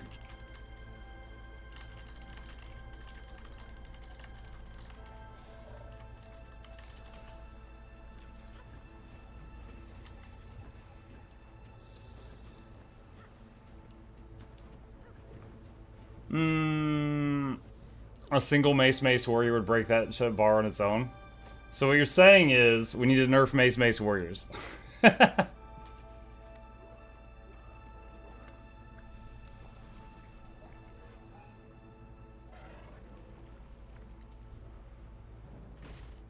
Muck, is your Herald Spear build still good? Do I have a Herald Spear build? I might have a video where I tried out the build at that time. I don't know.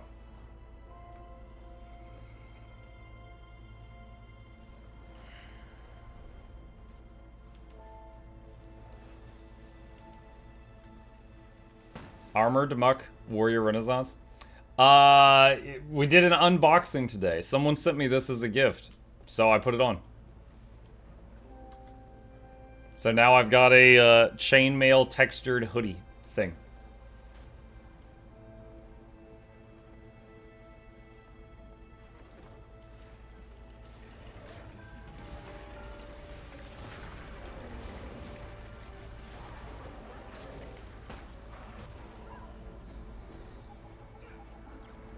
Did they wash it before? It got sent to me straight from Amazon. So, it's got that new manufactured smell. I'll throw it in the wash after this.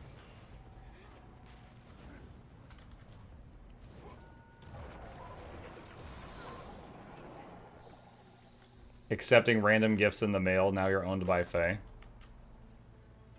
Yeah, they went to the P.O. box. Also, I've got a mountain of cool swag and bribes that have been sent to me behind me. So, yeah. We're way down that rabbit hole already. What if it's cursed? Oh no! What if they make me stream every day for years and I don't get a break? The curse. Rename the streak the curse.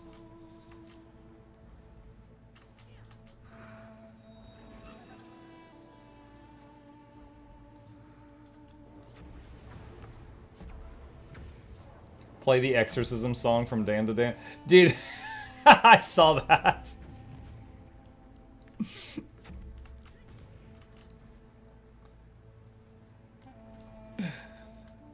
Hold on, just to kind of paint the scene for that, but for anyone who's not watched that anime, there's this guy who's possessed. They need to get the thing possessing him out of him, and they got to do an exorcism. And the head priestess lady calls over these guys, and they show up, and they look like they're in a band, like Kiss or something. And they start hooking up, like, subwoofers and stuff like that, and these kids are like, what are they doing? And she's like, oh, they have a special ability. Their music can pierce right into the spiritual realm and get the spirits riled up. They're like, oh, do they have, like, the sixth sense? Can they see spirits? And she's like, no, they can't see shit. They just play music, and they just think they have an audience of just us. And they start, like, rocking out, and it's, like, really good. Like, the people who made the show actually animated, like, a full song and stuff like that.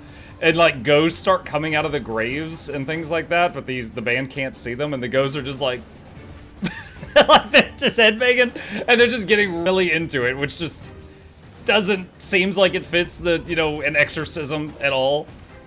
But it was, extremely entertaining.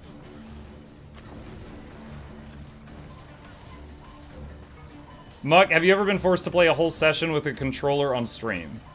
If you mean, like, any game, yeah. If you mean Guild Wars 2, no. I've never played controller Guild Wars 2.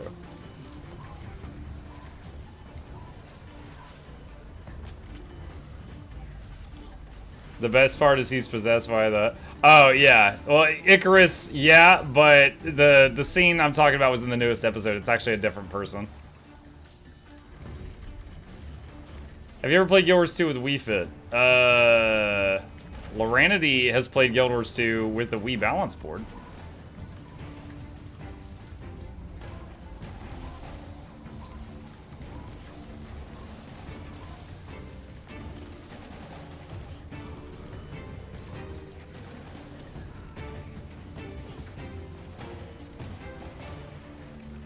Is season 2 out? Dan to Dan? Yes. That's the scene we were talking about was from season 2. It's from the newest thing.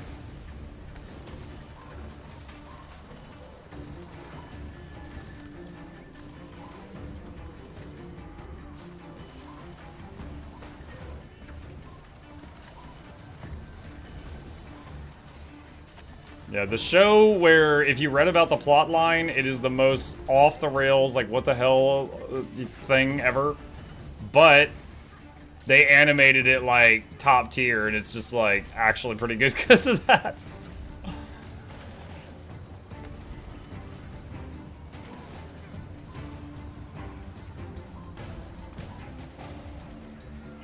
Every time I hear of any song having special properties, my mind goes directly to Noctune.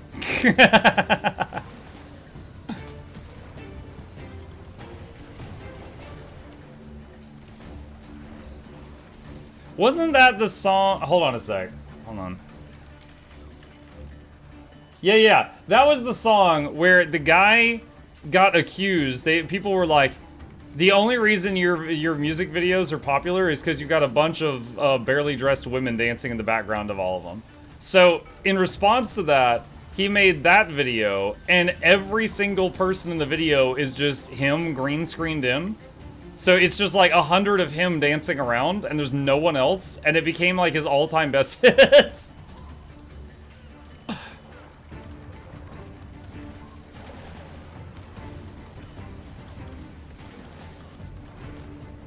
Alright, that's one way to shut up the haters.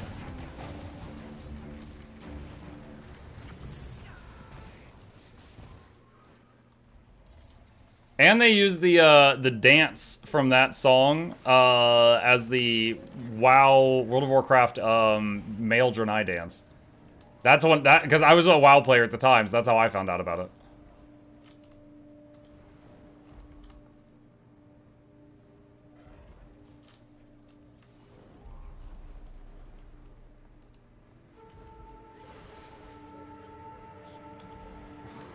That guy's in prison now? Oh, jeez, is he? I had no idea. The only thing I know about that guy's entire life is the music video.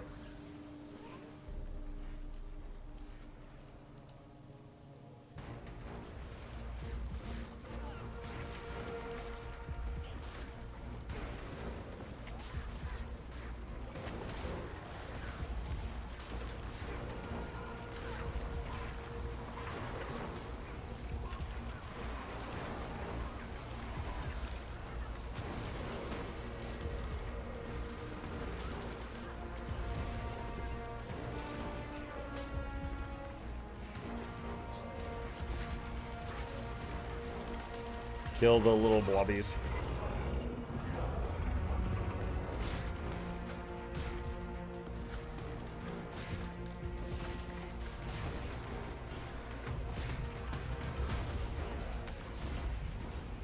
Ah, emerged. Rip.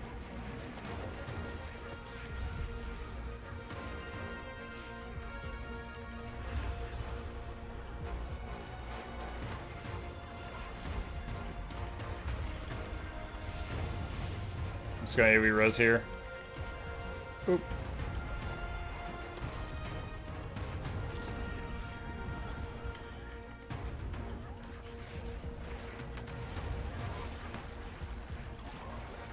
Are you full support or damage hybrid? Right now I'm heal quick herald. Sorry, heal quick untamed. Misspoke. So mostly heals and boons.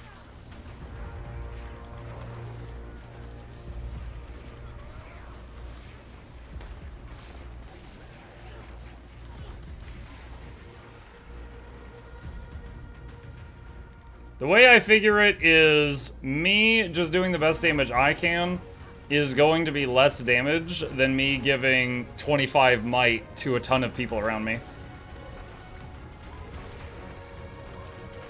So in big metas, when I'm with like surrounded by other people, I prefer to go heal buff support when I can. But if I'm on my own, I'll swap back to like quick DPS Untamed or something.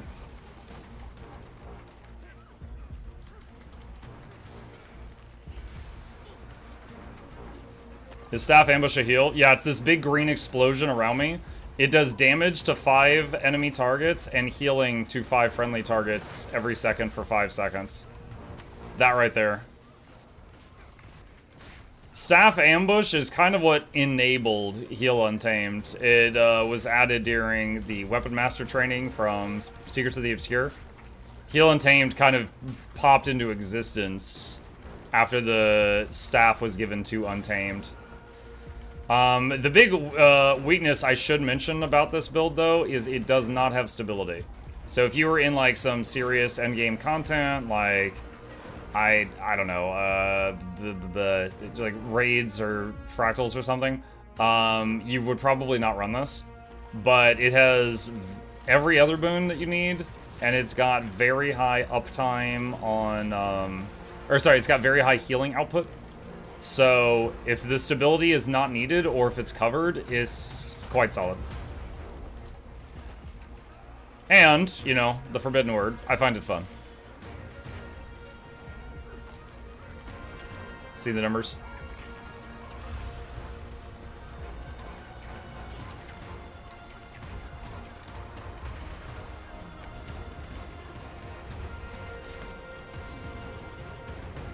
Just gonna AoE res those two, get them out of the puddle. Boop.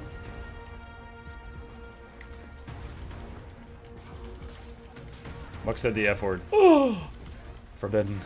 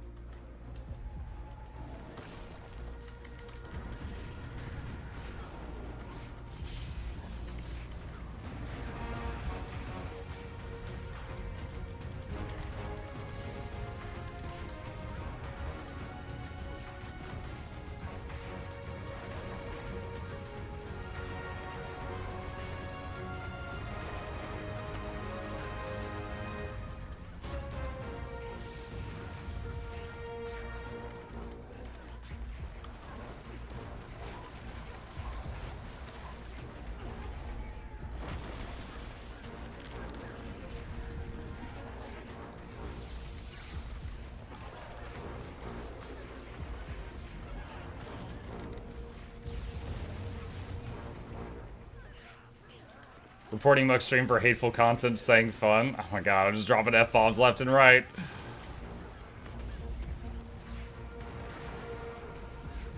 Muck, if I'm not mistaken, the beta test is in like 8 days.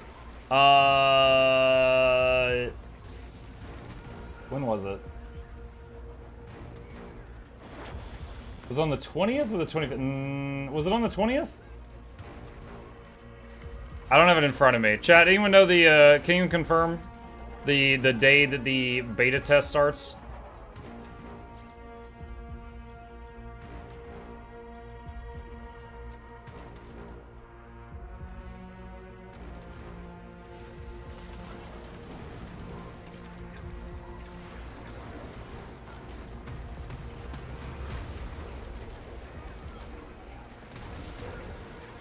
Couple people saying 20th through the 27th.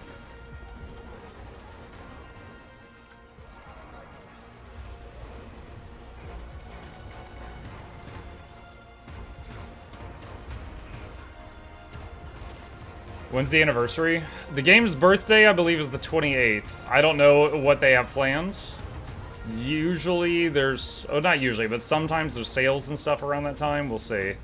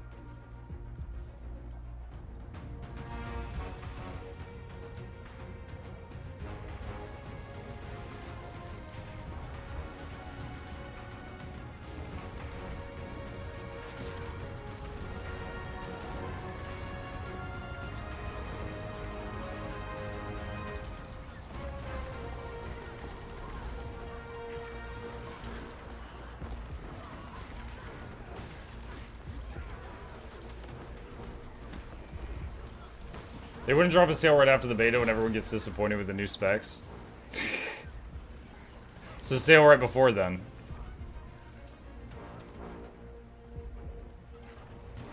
Who is Team Boogie and who is Team Breakdance? Breakdance, 100%.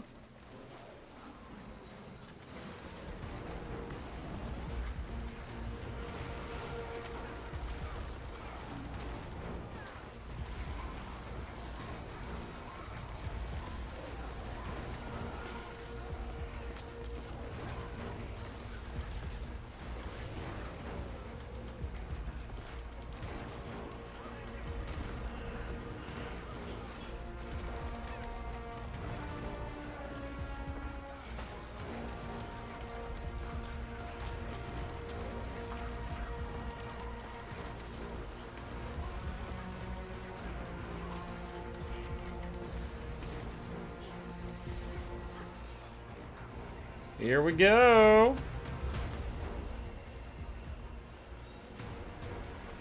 I have a clip of this exact spot where I recently tried to Aegis it. Spoiler alert, it didn't work.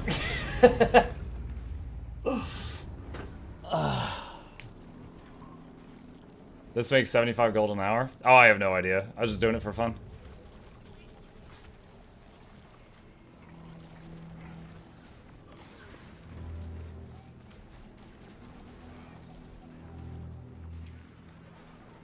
He said it again. I'll keep saying it.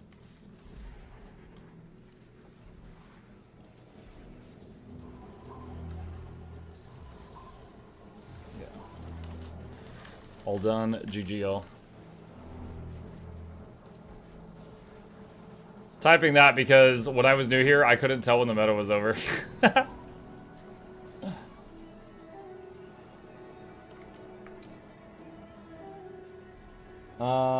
Let's see.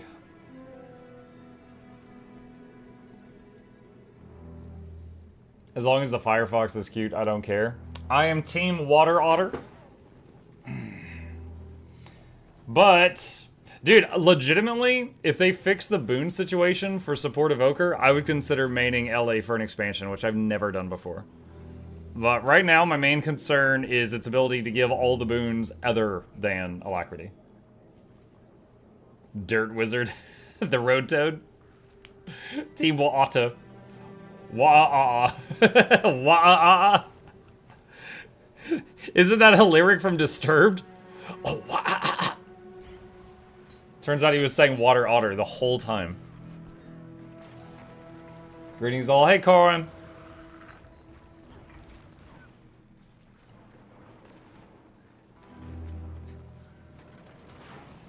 I PAX West every year, so I'll be going to the meetup again. Yo, Phantom! I'll see you there. I will see you there. You'll walk up to me and you'll be like, yo, Mug, it's me, Phantom. And I'll be like, who? Because I've already forgotten, because my memory's terrible, but I'll see you there. And possibly never again, unless someone else pays to fly me out next time.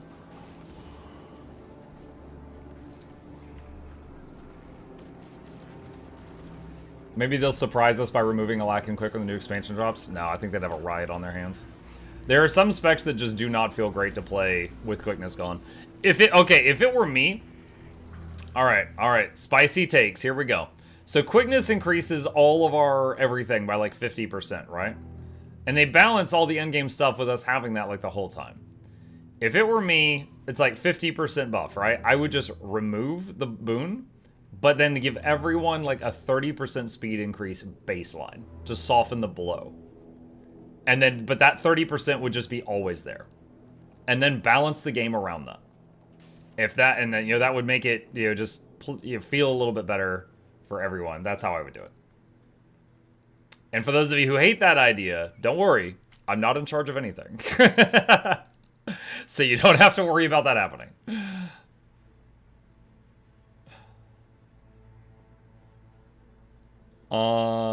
Let's see. The report to the Countess will be similarly optimistic. She was worried, to say the least.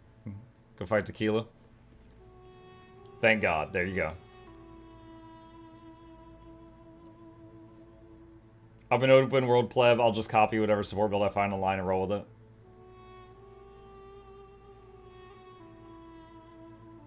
If Mugfull's Salta, that'd be funny. Huh? What's that? I don't know what that means.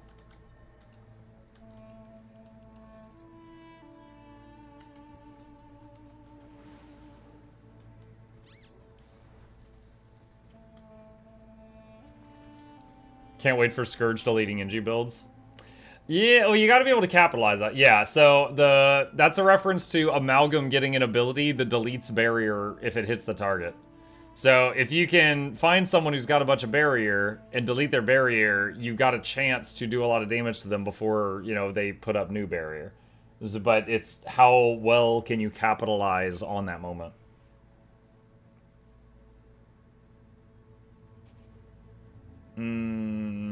Diablo 2 endgame streamer. Wait. Sorry, you said D2 and I read Diablo. You might have meant Destiny. Okay, whatever. D2 endgame streamer. He had some endgame takes his community didn't like. I mean, that's why I always like to add on there.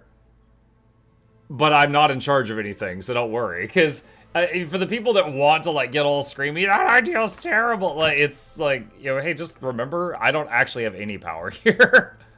Like, that's how I would handle it. But I'm not in charge of anything. So, if you don't like the idea, no big. Calling Destiny 2, D2 Destiny 2. Yeah, I admit, just because of my own background in gaming, like, when my teen years? Like, most of my teen years in early 20s, like, Diablo 2 was D2. So I still, when I look at D2, I think Diablo 2, and then it takes like a second more for me to go, wait, there's other games that are D2. It's kind of just like, you know, PoE. Just for the fun of it. Anyone who, when I say PoE, what do you think of? Just throw it in the chat. I'm curious how many things will come up, because I can think of a few. And it throws me at power over Ethernet. There you go. Freaking. There you go. The tech nerds. Pillars of Eternity. Path of Exile. Power over Ethernet. Yeah. Point of entry. Yeah. So, that has messed me up in some conversations sometimes. I would say Path of Exile is probably the biggest one now. Even over Power over Ethernet. But the first one for me was Pillars of Eternity. And then, you know, I had to tack on more after that.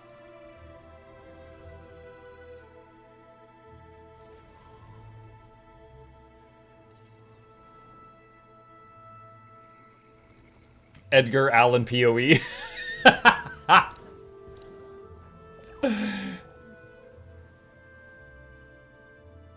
Edgar Allan PoE. Wow.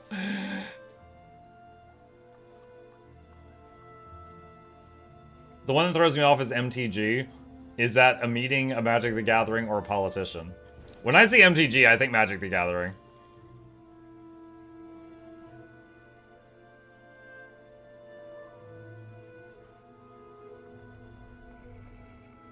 I read PoE and I thought of Poe from Kung Fu Panda. Yeah, you're the only one that thought Kung Fu Panda. How you doing, Monkey? What's up, Burst? We're just waiting on a dragon to punch it in the toe. We're just chatting.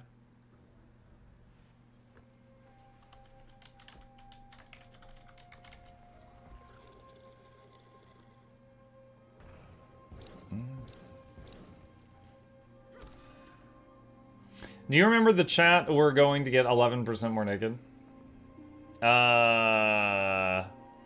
Yeah. Yeah. I do remember that. That was when I would, like, take my hoodie off.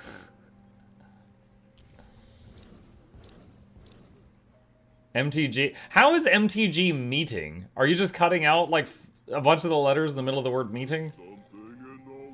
Hey, we've got a meeting at 9 o'clock. In the water. Brothers, sisters, ready yourselves. Tequatl is here. Back to the turrets, now! Oh Lord, he coming.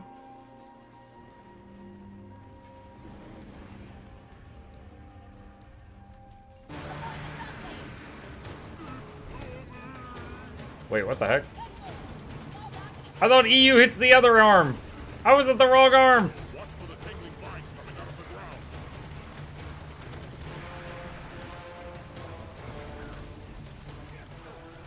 right. I'm dead. Cut them down.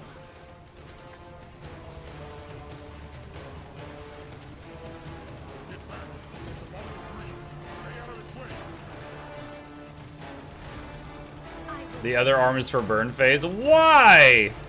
Be consistent. Oh gosh, I can't tab target his freaking arm. All right, just AoE res.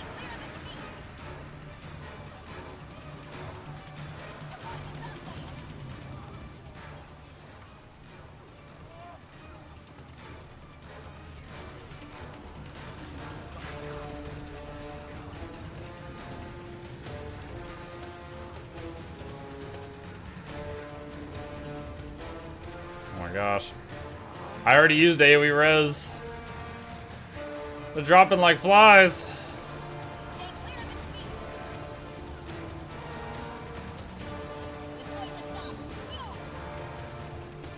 Oh my gosh, I used my invuln. Oh no. Alright, we phased it. Ah!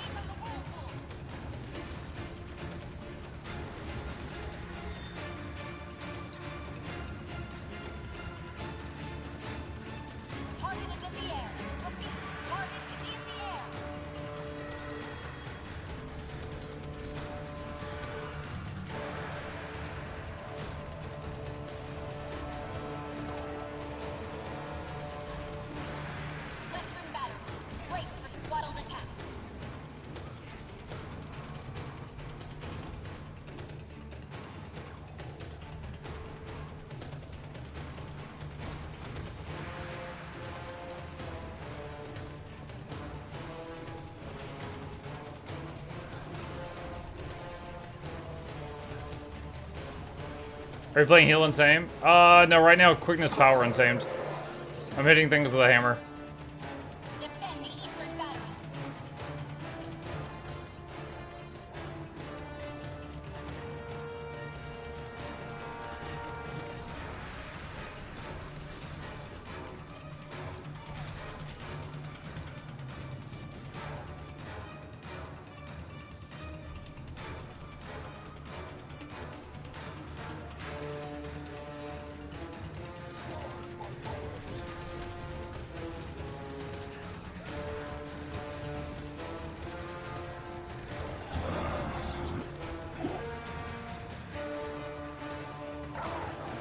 Landing anytime now. 15 seconds. I wish I could equip Leggy Shield on Ranger. Same. For a very long time, I was hoping Ranger would get Focus or Shield, but never did.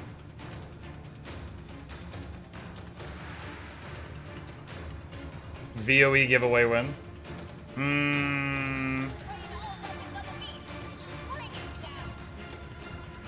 Don't think I've ever been given those keys to give away. I have given away probably hundreds of copies of Guild Wars 2 over the years. I don't think I've ever been given VOE keys to give away. Maybe someday. It'd be kind of silly for ArenaNet to officially give me some to give out right now, since it's like their main selling product at the moment. But maybe a community one might be possible at some point.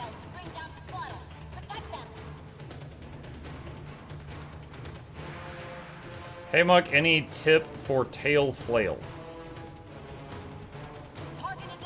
What? What? Tail flail.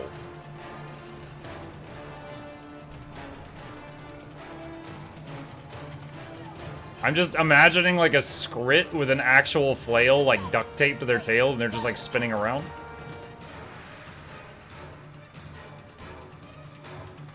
It's the name of an achievement. I thought he was just flirting with me. I have it and I don't know how. Alright, here you go. My tip for avoiding the tail is show up to the fight when the boss is at like 10% and hit him. And that way, like at the end of the fight, it's like, oh, you beat him and you never got hit by literally anything. And it's just because you showed up late. It can't be done then? Oh no, my plan. Do you have to actually dodge the attack? Oh, then I guess you just have to dodge it. Dang, I thought it was foolproof.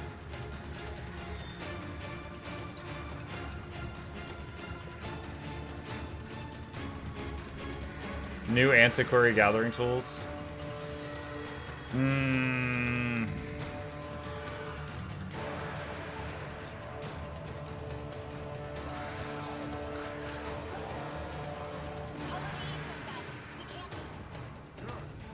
That is a tiny explosion for like a dynamite plug thing. I want to see the script get like blasted away. Yeah, that's got to be great for farming flowers, hitting it with dynamite.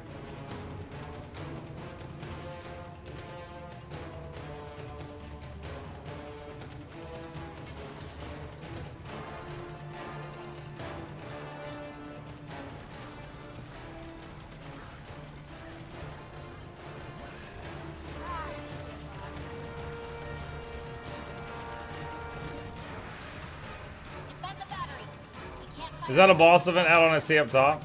Yeah. I think that's event table. Yeah. It lets you hit this button and you can see what bosses are available in the world to fight.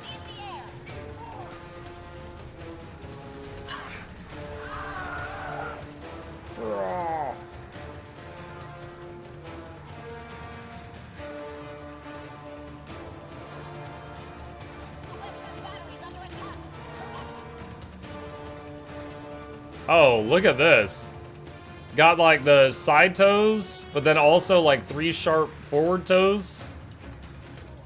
Those are weird boots on Asuras. Look like climbing gear.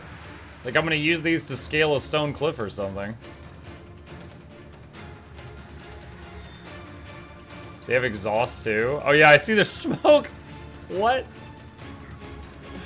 Explosive turbo greaves. Oh wow, yeah, so my coat is covering exhaust pipes.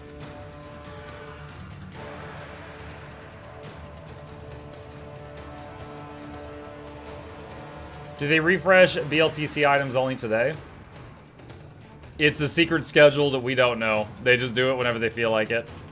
But Tuesday is typically patch day, so they often will do it on Tuesdays, but not always.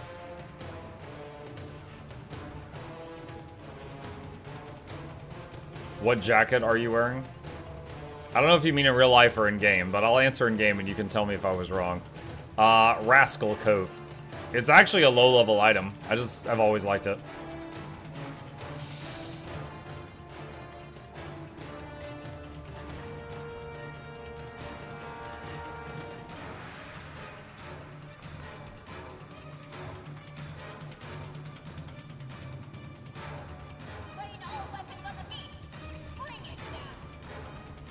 For the spoon.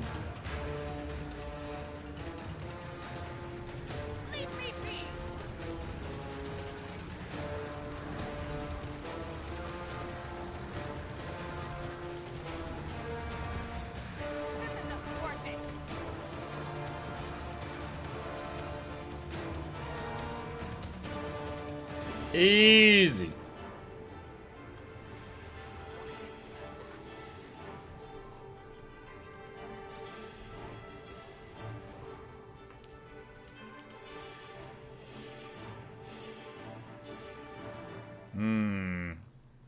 Menlo's boots.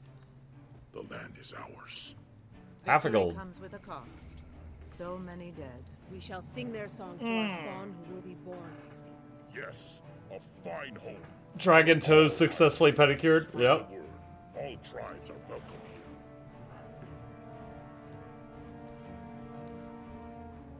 Put on the hoodie to transform into Edgy Muck. I'm wearing the new hoodie. Or do you mean like the hood itself? Hold on.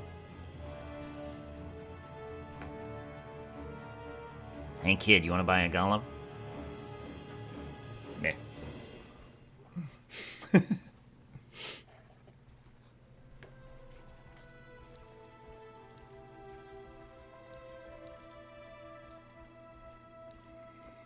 Guess Menlo's not using them anymore. Considering he was a human and Guild Wars 1 was 100 years ago or something, he's probably dead. How many characters have you done the full story on? One.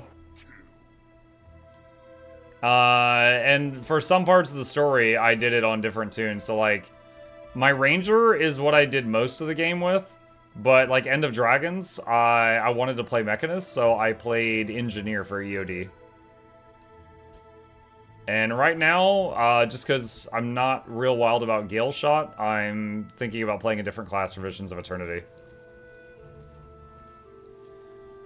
Have you ever felt like Ranger isn't so fun, but then you kept going and it got better? No, but I felt that way with other classes. As an example, I'm not wild about base Engineer, but I love playing Scrapper and Mechanist.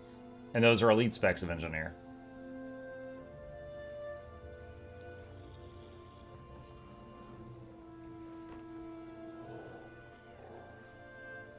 Nice death to a tree. Oh, thank you, Togi. Are you gonna hear all of his characters the same little dude? He just changes hats. Should I show him the thing? So yeah, those are my characters. Let's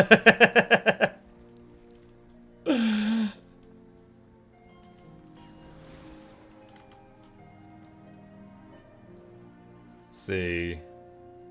Pinata's happening soon. You gotta do that.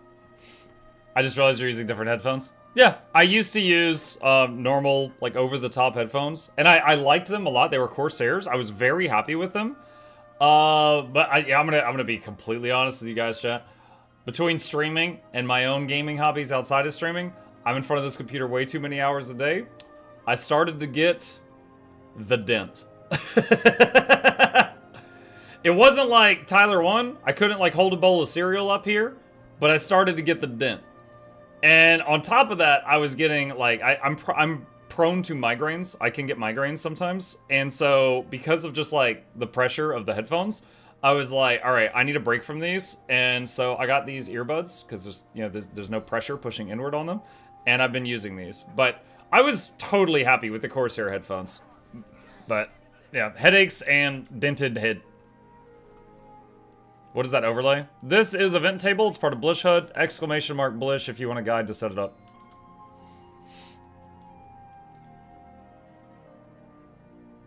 Speakers Master Race. Speakers are great and all, but I'm up later than my family is, and that would disturb them even more than I already am with how loud I'm being. Like, for example, we're in a small house, and my son's bedroom is technically right above this room. So if I was playing late at night with speakers, I would, like, possibly wake him up, and I don't want to do that. I wake him up enough with me just being loud.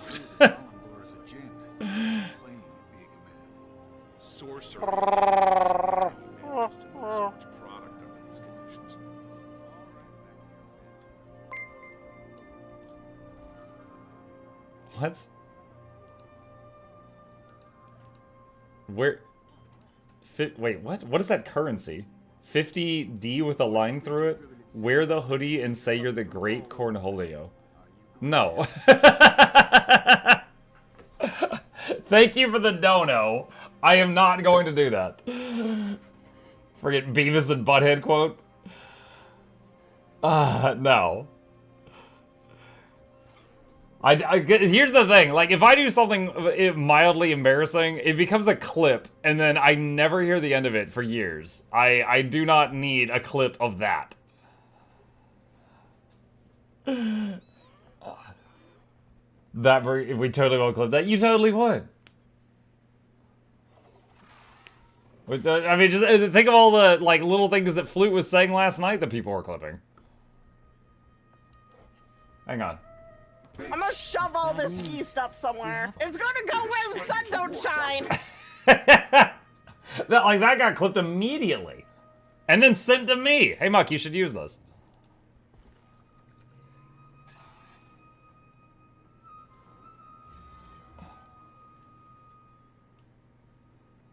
We would never sample that as a soundbite for a Patreon sound, never. Mm-hmm. The dancing clip sounds very weird at 1.5x speed. Hey Muck, when you say what to buy a golem, are we doing advertising for Blishart? Mukluk note Mukluk think Mukluk comfy. No, that's free. Thank you, Eliandria. Blishot is there to help you whenever you need it. Did you saw the Blurb AI voice thingy for bits? Blurb? Hi, Outlander. I don't know what you're talking about at the moment now. Mug, I got that overlay. Do you know the keybind to get it off the screen? Alt-E. E for events.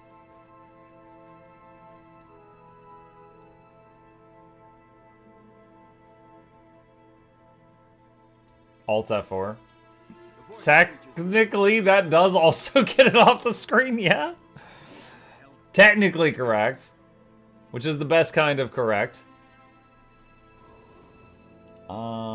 Let's see. Very behind on redeems. What new E-spec are you most excited for? Ritualist, Evoker, or maybe Amalgam. Maybe.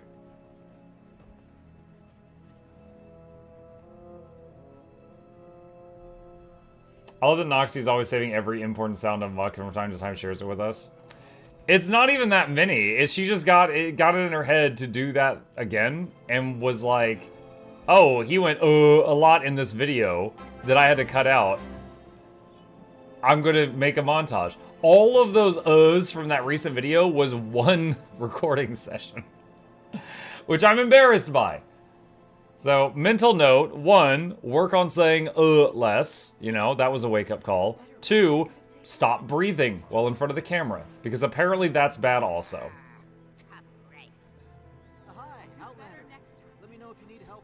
Gallifreys, thank you for the Prime Gaming. Appreciate you.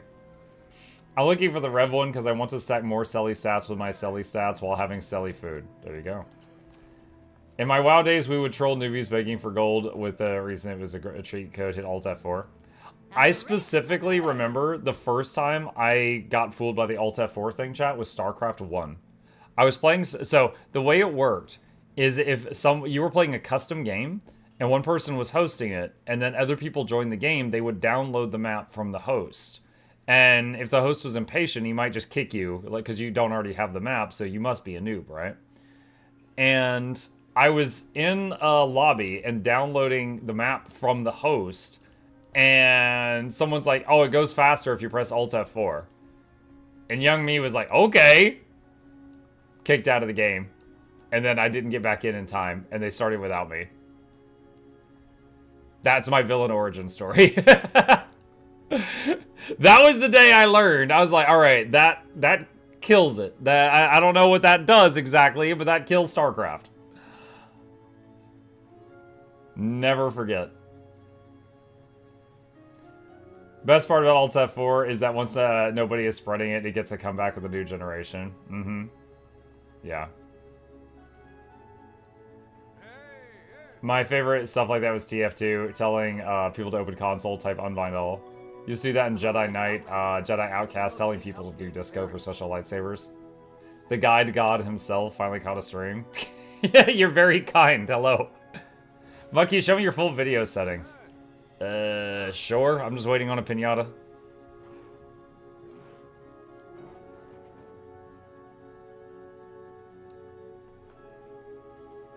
You should know the old text written on floppy text, the holy combinations of Alt F4, behold. Wouldn't really say I'm eager for Amalgam. I'm eager to see what would happen to Air Jin if it gets hit by that barrier delete F skill. Pinata meta isn't going on that map. But I need it. Hang on.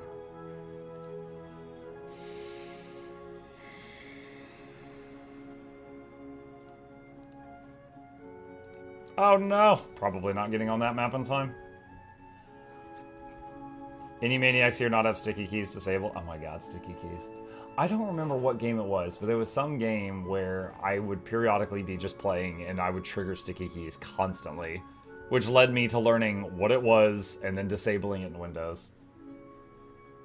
It was like when you would press shift too many times or something. How many chalk egg sacks you got? One that I've had for years that was a gift. If you mean, like, from the holiday thing, I didn't do anything for the holiday thing.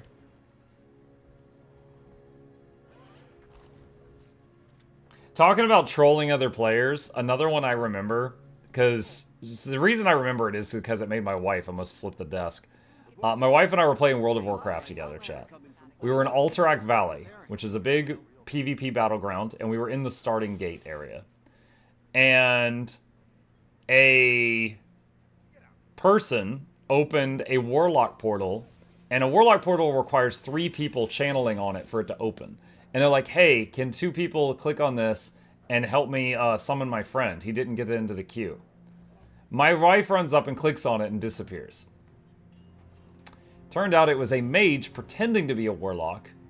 And it wasn't a summoning portal. He had opened a portal to, like, Dalaran or something. And he just tricked a whole bunch of people, including my wife, to click this thing and yeet themselves out of the battleground. Which opened up space for the next, like, 30 people in the queue to slide in, including his friend. And I just remember, because then suddenly I'm in a small apartment with a very angry woman. And I was like, you have no idea the damage you just did to me IRL, you son of a bitch. Oh my god. Because I didn't fall for it. But then, of course, I'm like, oh, well, I have to leave too now because I'm playing with her. Can't lie, that's brilliant. It was something. It was something.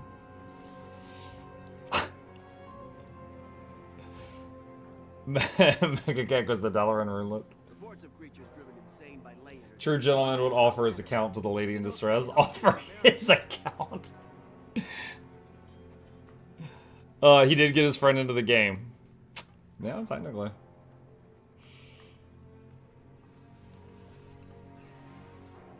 Well, we moved up 6 slots in the queue. Then you get Deserter. Yeah, Deserter debuff wasn't a thing when I started playing WoW. That was added later. I can't remember if that existed in the game at that time. But yeah, that was a thing eventually. Where if you joined a battleground and then left, you couldn't queue again for a while because of a debuff. Sir Pinata's over. No. Dang. Alright, what else we got? Leyline Anomaly. Oh, Chakarant started. I like Chakarant. Let me go punch the big bug. Hey, are they newest quarterly earnings? I'm guessing you're asking if there are newest quarterly earning reports. I have no idea. I don't really follow that. Right. I'll head I'll east. head northeast to Rotanovis. Who's taking northwest toward the New Hall? I will. I wanted to see all the fungus anyway. Heads together, I wanted squad. to see the Fix fungus cannon and anyway. Team up with the heroes to defend. Alright,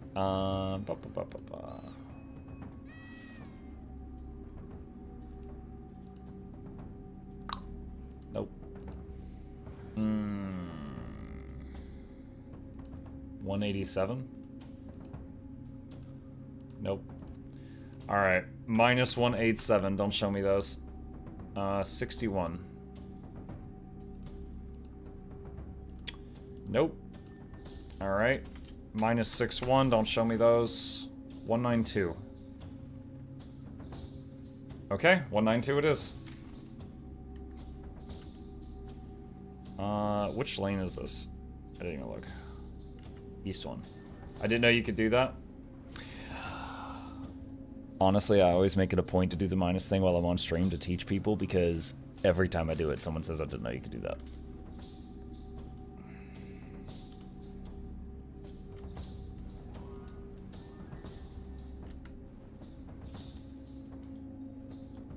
That's also part of the reason I tried to convince EU so long ago to use the IP numbers, because it allows people to filter them.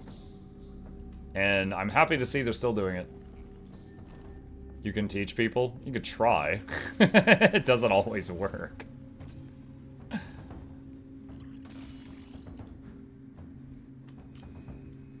I feel like that alone is deserving of a PSA guide. I don't remember if I've got... I've got a guide on using IPs in the Finder, which I am putting in the chat right now. I don't recall if I showed the minus thing in that one or not. Muck, is the game you played last night an RTS game? What did I play last night? Last night I played Hogwarts oh wait, no, last night was Riftbreaker. That was Mutiny Monday. Yeah, it's a combination of an RTS game and an ARPG game. Yeah, hang on. I've got a video right here called Why Play Riftbreaker. That's it right there. Yeah, it's like RTS, ARPG, and tower defense, and it's one of my favorite games. To try to get even deeper into the jungle. Unfortunately, there's a problem. Diverting ley line energy to the cannons is agitating the bugs. They have some sort of defense mechanism. Not sure what, but it's big. Let them bring it! Yeah, well, for now, I could use your help securing this lane. I love it. What could go wrong? I love it. What could go wrong? Muck, are you gonna do community multiplayer Riftbreaker? Well, I mean, I was. We were doing it last night. Flu was making stuff, Nog was selling it, they were screaming at each other. It was great.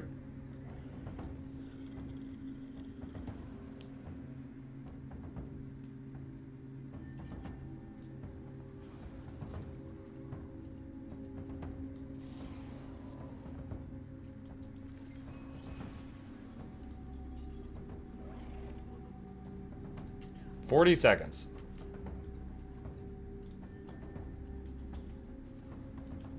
I love Earthbreaker because we throw snails at Mug. Well, resource earthquakes in your case, Barry. What was the code for the team boss? Eh? The code for the team boss.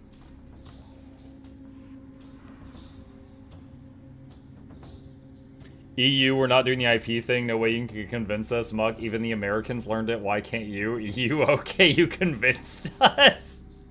I did not say it like that. I would have to rewatch that video. As we're nearing 200 guides. I don't remember my exact words in that video, but I think I was basically like, hey, I server swap a lot, and honestly, it feels the same on both servers, other than a little bit of lag. Other than this. And then I pointed out that, for whatever reason, NA always includes IP numbers in their group finder, which makes it a lot easier to map swap. But EU doesn't. And I was like, EU, please do this. And then some of them started doing it, which is great.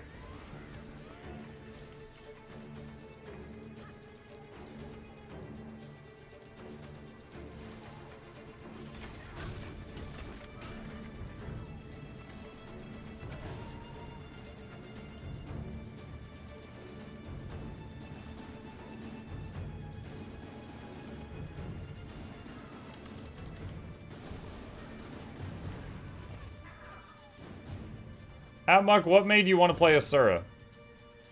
I just think their animations are fun. Like, look, when I stop, they, like, wobble. It's like their weapons are too heavy for them. They, like, flip all over the place. I just think they're fun to watch. Oof. I often, when I play fantasy games, humans, to me, like, I know what it's like playing a human. I play a human IRL. Like, I can do that anytime. So I find humans to often be the least interesting option in a fantasy world. And, like, a Norn, to me, is just big human. So I am more interested in literally anything else, okay? My first MMO was EverQuest. I played trolls, and in that game a troll was this like big 7-foot tall green-skinned guy, so it was like much taller than the average player. I played a troll in that game for most of my time in EQ. When I played WoW, I was undead for most of it. And, you know, now in Guild Wars 2, I like playing the little Asuras. So, if, let's say Asura did not exist, because of my own preferences, I would probably play either Char or Sylvari. Because they're not human. Like, you know, plant person, that's kind of neat. Like, I don't know another MMO where I can play a plant person. But at the same time, when they're fully armored, a Sylvari and a human look the same. So I'd probably lean toward Char if Asura didn't exist, because it's not human and it doesn't look anything close to human. That's it. But yeah, of the non-humans in this game, I think just Asura look like funny little guys. And I like giving them big wizard hats.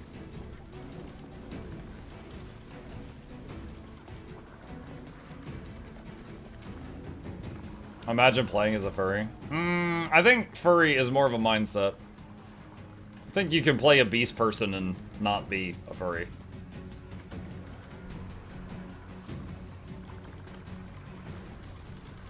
I mean, by that logic, then Norns are furries, because all Norns have an ability to turn into an animal person.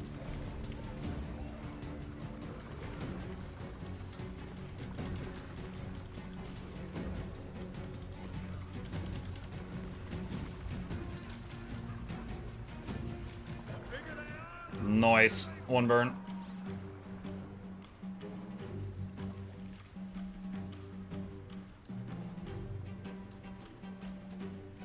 Honestly, when it does come to, like, small races in fantasy, I do love the trope of little dude, oversized wizard hat. Like, Vygar from League of Legends, my character here, the mages in the early Final Fantasy games. Like, little dude, giant wizard hat. It's a fun trope for me.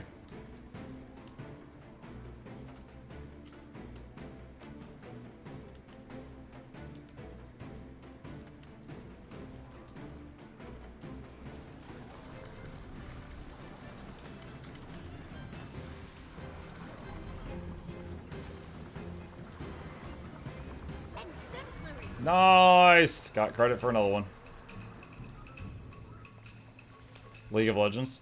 Yeah, I played League of Legends in like Season 1 and 2. Haven't played it since then. So my information is extremely dated, but I'm sure Vygar is still there with a big hat. I would be shocked if they changed that. Hey Mike, what server do you play, Europe or NA? NA is my home server, but every Tuesday morning, this is morning for me, I play on EU and hang out with them, and every Tuesday evening I play on NA and hang out with them.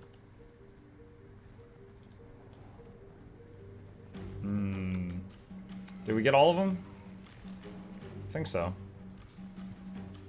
Oh, I didn't loot the box.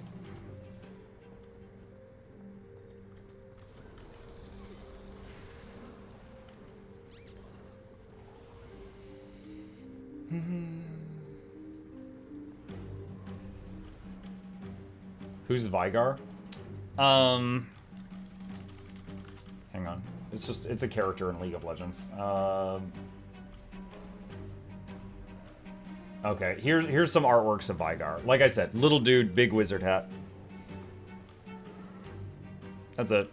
He's, what was he called? He was like the Tiny Master of Evil or the Tiny Master of Darkness or something like that. But that's it. Little dude, big hat.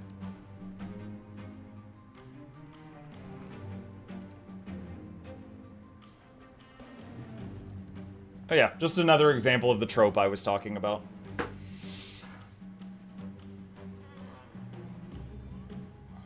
Is that the inspiration for your avatar? No. No, it wasn't. For the avatar, if you are interested in that, I've got a video on that called Where Did I Get My Logo? Which I'm putting in the chat right now if you want it. Suddenly a number of people play Vygar. Funny enough, I never played Vygar, because I was terrible with him. Like, I tried him out, and his whole thing was just giga damage glass cannon, but if he gets caught, he's dead. And I would get caught. I was very get-caughtable with Vygar. So I was like, okay, I need to play something else that has like a defensive skill or two. So I did not main him, I know who he was. Do you have every video link on hand? I tried to. Here's the thing, like, over the years, I have made thousands of videos. If you include my VODs, there's like over 10,000 VODs. But I have made lots of videos, and anytime someone asks me a question repeatedly, I try to just have a command I can type in chat which pulls up the video to save time. So now, I sometimes forget the commands, because at this point in time, we've got hundreds of commands. But, yeah, it's there. Did you get new gathering tools? No, I've already got like 5 sets of gathering tools. Funny enough, I bought 2 sets, and I regret buying the first one. I bought what is it called? Not the volatile, the other one.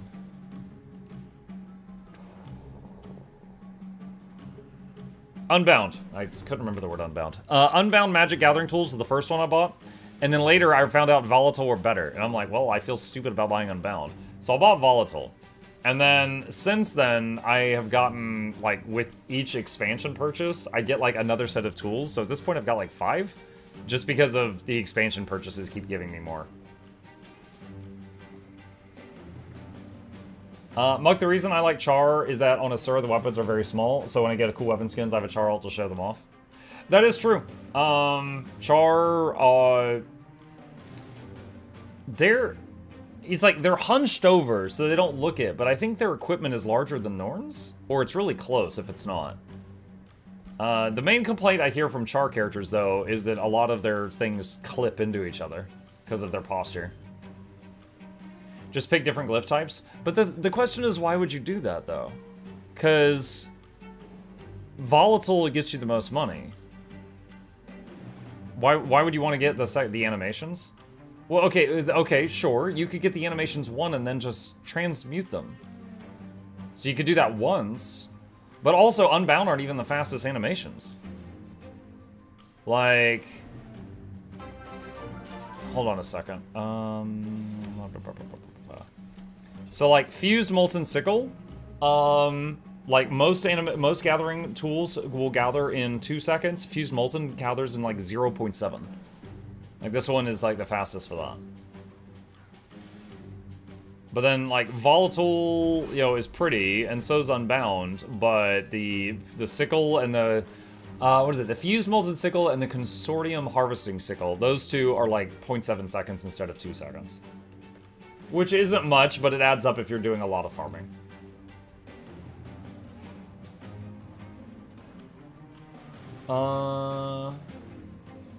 See, Char have nothing to complain about anymore since the new Leggy is the best looking on their class. When Char NPCs are talking, they straighten up sometimes, they get kind of tall. I mean, when I think tall Char, I think the Long Cat Legion. Tall cat. Main thing about Char is that it's hard for jumping puzzles. You could use a shrinking potion.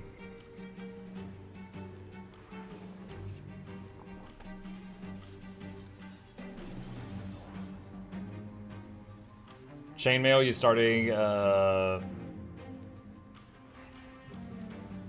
let's see. Bro, you get them free, stop playing. Wait, what? Get what free? Chainmail, are you starting a Guardian main? No, we did an unboxing today. Someone sent me this in the mail, so I'm wearing it.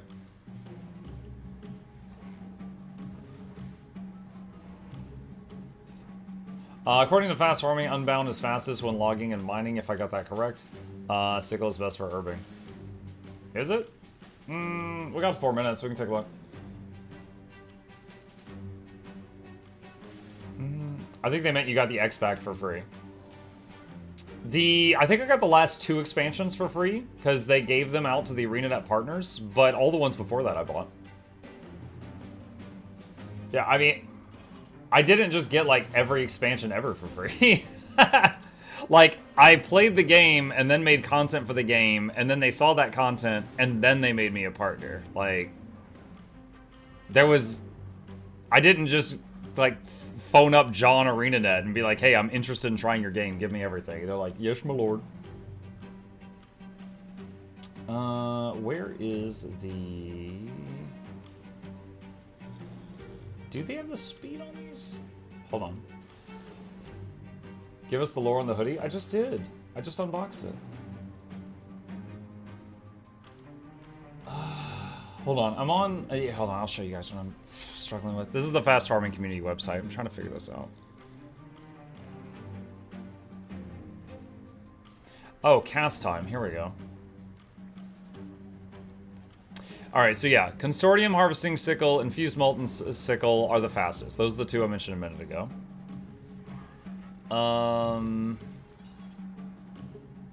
Harvesting.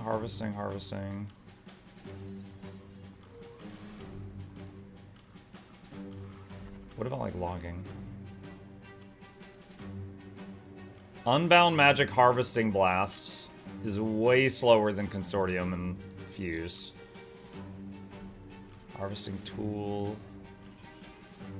Okay, so Mining Beam. Oh, okay, the Unbound Mining Beam might be the fastest mining thing.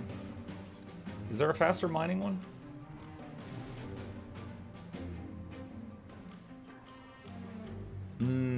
Frost Wasp Logging Tool. Is that the fastest logging?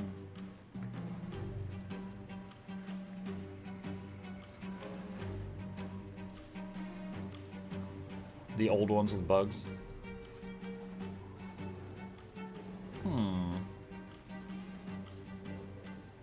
Yeah, so for harvesting, there's stuff that's way faster, but for mining and logging, it's pretty good.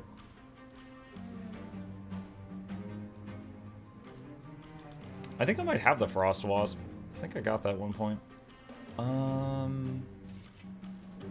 Was it logging? Yeah, I do have that one.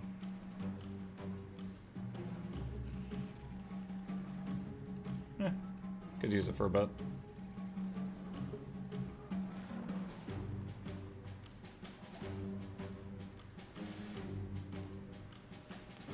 They need to have a mastery line to give you faster gathering speed. The quickness buff gives you faster gathering speed. If you're ever playing a class that can give itself quickness, even just for like a couple of seconds, you can use that to mine 50% faster.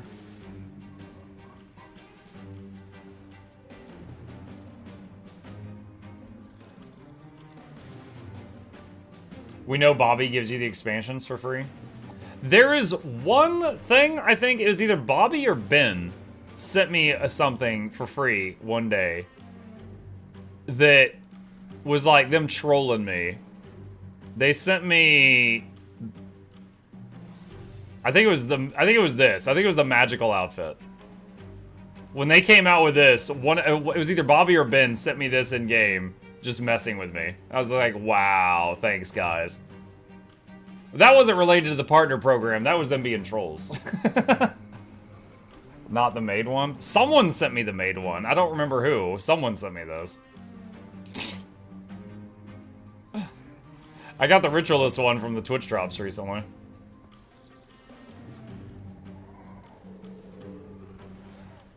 I wish you played Guild Wars 2 more than one day a week. At least 3 days a week would be better. I'm sorry, Pitts. I've basically beaten the game. I love the game. I promote the game. I make so many videos on the game. But I have played almost 10,000 hours of the game. And I stream 55 hours a week. I get burned out if I do it too much these days. And I don't want to hit burnout again. Did you have to watch other streams? I did. When we streamers are streaming, we do not get drops for ourselves. So basically, there was one night when I finished the stream, I raided Iron Maiden, and because she was up after I was, and then I left her stream open and I went to bed, and then the next morning I came back and I had all the drops done.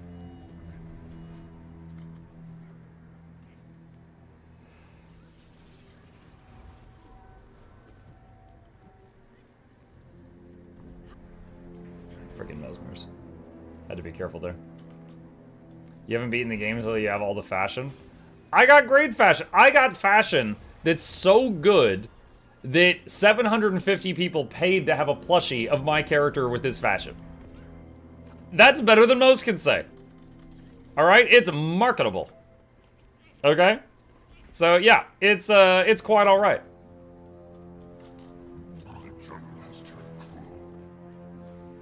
I just got here, your hoodie looks cool, did you show it fully? Yeah, I did earlier. I can do it again. This was, this is so many people asking about it. Honestly, I'm pretty sure Rose MMO has this exact same hoodie. And once upon a time, I was like, oh my god, that's awesome, I want one of those. And I don't know where it was purchased from, but someone sent it to me in the mail. So today, I pulled it out of the mail and I was like, oh, I'm gonna wear this today. It's very big on me though. I'm a skinny guy. I usually wear a men's medium, maybe a large if it's like a jacket, but this is like an XL, so like I can do that with the sleeves. So it's quite large on me. Mail from the mail, yeah.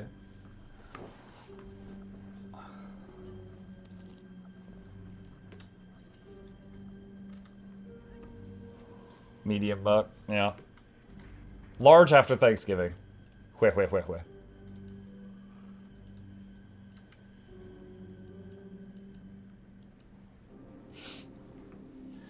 Muck has a few impersonators in games, so his fashion is at least worth copying. God, more than a few. 5 or 6 that I know of. And a couple are just kind of funny. Like, there's one that's named, like, Mukluk the Furry, and it's just a char with my exact fashion on a char. And there's one that's named, I think his name is Muckbuff Airson, and it's a Norn with my full fashion. That one, and then there's like 3 or 5 Asuras. And the only one that really bothers me is there's one that has my exact character name, but a different account name. And he actually pretends to be me, and he goes into PvP and calls people gamer words. So that one I've had to be like, no, dude, that was not me screaming at you the N-word on Friday. Like, I've had to actually had some weird conversations because of that guy. The others, I'm just like, yeah, no, that's fine. You know, yeah, if you want to dress your character up to look like mine, go ahead. I don't care. But the guy that's actually pretending to be me and, like, screaming at people, that one, I'm like, dude, no, I did not do that. I did not do that. That's why I'm very open about, like, look, this is my account name. If you want to check if it's me, that's me right there. That's the real Muck. I only have one account that I play, and it's that one. The N-word, Norn. Yes, he called them a Norn. The most grievous insult. He called them a Norn. Disgusting. Boxen, thank you for the Prime, dude. Appreciate that. Welcome. There's no profits in Eternal Alchemy, only plushies. I thought of a potentially fun challenge. Hello. Oh my god, I was hoping that it was going to be this. Thank you. I thought of a potentially fun challenge you could do with the GW2 content creators. You could take an hour or two and try to get as many icons as possible over your utility bar. Wait, what? As many? Oh, like buff icons? Oh my god. The easiest way to do that would be start the obsidian, suffused obsidian armor thing, and then just don't finish it. You get so many icons. You got Panda? No, it's just a hot dog. So typically, my wife, if she's home, she'll bring me lunch while I'm streaming so that I can keep streaming and she doesn't have to deal with me for longer and I can earn more money. That's probably the reason. And when she brings me lunch, it's usually leftovers if we have them. We don't currently. A peanut butter and jelly sandwich, which is great, but it is hard to talk with your mouth full of bread and peanut butter. Or a hot dog. And it's a hot dog. And I was hoping for a hot dog. I'm in the mood for a hot dog today. You still got one left? Yeah. It's after years. I've still got this freaking lantern thing.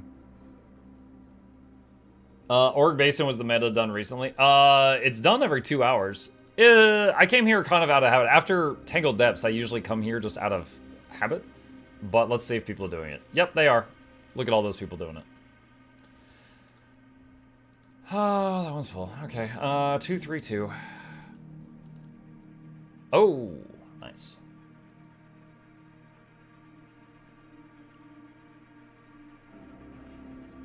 You haven't beaten the game, still no God of War World v World title? Oh, I don't really care about that. What is that? What is that? Isn't that like level 10,000 in World v World? I think my World v World level is like 500.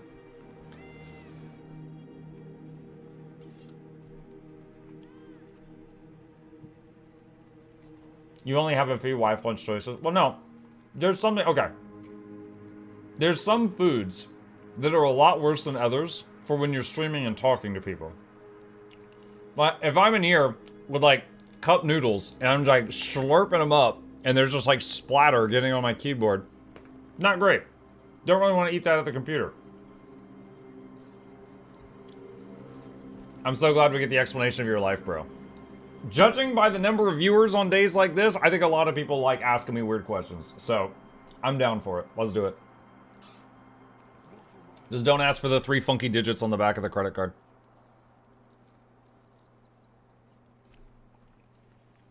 I was serious about it? Oh, okay. Sorry, it's hard to read tone in text.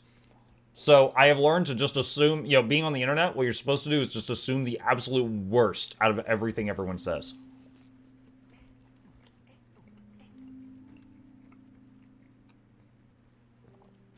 You know, like someone says like, oh, I like pancakes. You're like, oh, you hate waffles?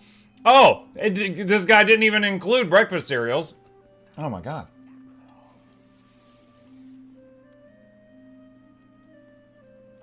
I want a hot dog. Go get one. Like talking about big hats, you would get an interest in this. What is this? What are we looking at? Big helmet heroes. Okay, first of all, this looks adorable. Second of all, you know I don't just pick games I'm going to play based on the size of the hats, right? That's a really funny thing if you think that's me. Oh god, they're crying.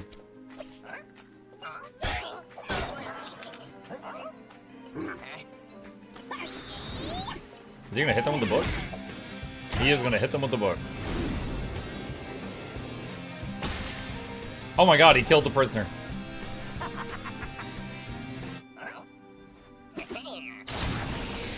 Where were they keeping those?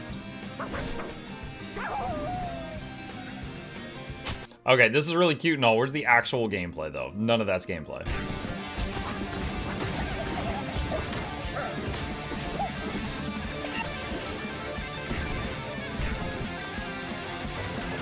That looks like it could be fun. I would try it. I would be okay with trying that out. Don't know if it's going to be a new favorite or anything, but I'd be okay with trying it out.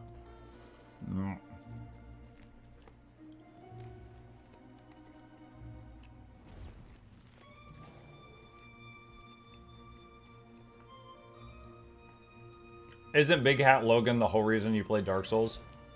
I don't know who Big Hat Logan is. I played Dark Souls because I heard it was the Souls-like of Souls-like games. I need to try it. I never finished Dark Souls 1. When I played it, it was hailed as the worst PC port of all time.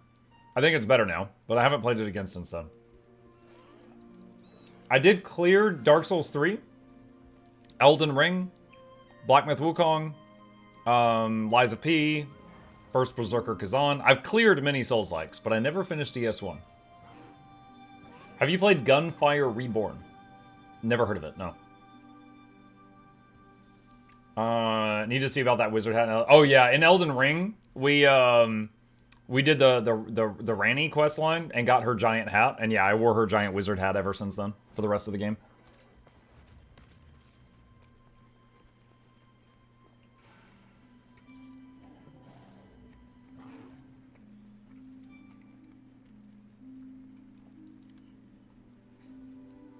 Big Hat Logan is a mega mage, and yes, that's his actual name.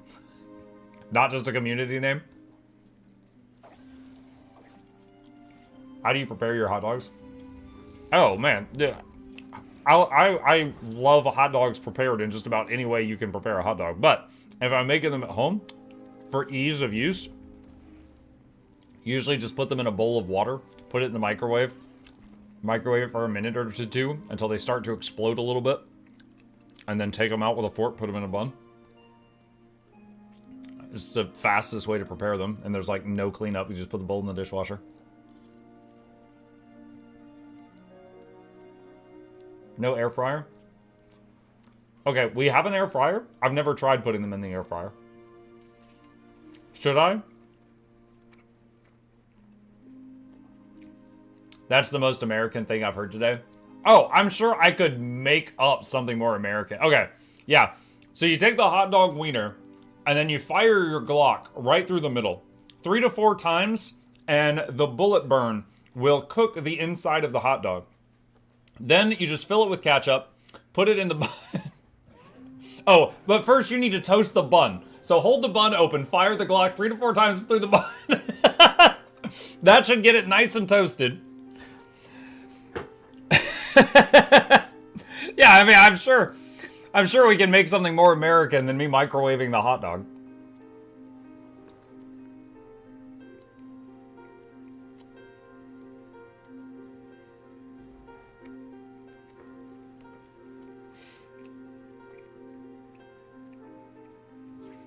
And then deep fry it, of course. Yes.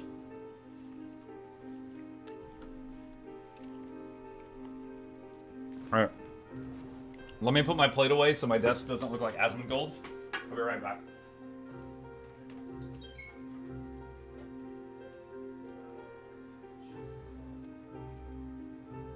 My work is not finished.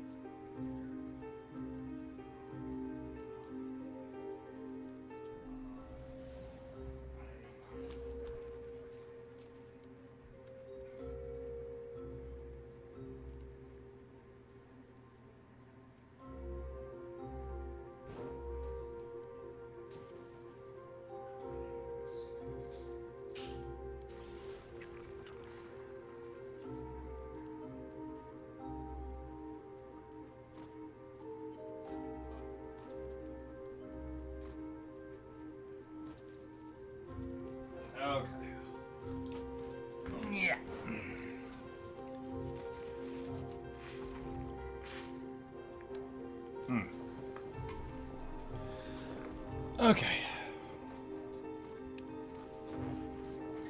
Let's see, butter, mayo, or ketchup with a hot dog? I'm a simple man. You give me a hot dog that is like plain or a hot dog with ketchup on it, and I am perfectly happy. There are some other toppings that you could put on it, and I'll still eat it. But like, as far as like you want to just make me happy, that's it. That's all it takes. Plain or with ketchup, I'm good to go.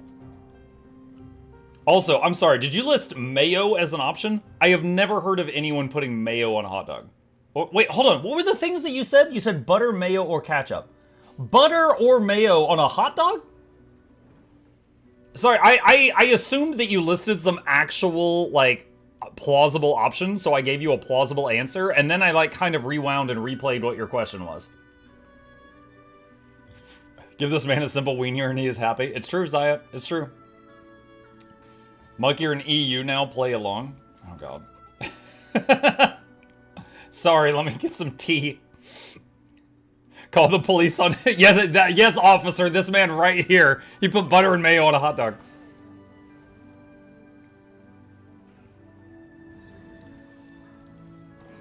Like, where I live, the craziest people I know for, like, hot dog stuff is they'll put, like, you know, ketchup and mustard and, like, maybe some bacon bits, some chives.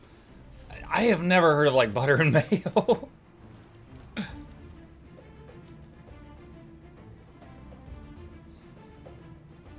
Not drinking tea, illegal. Having butter and mayo on a hot dog is I wear 4X clothes level. I do wear 4X clothes. Oh my god. This conversation. I'm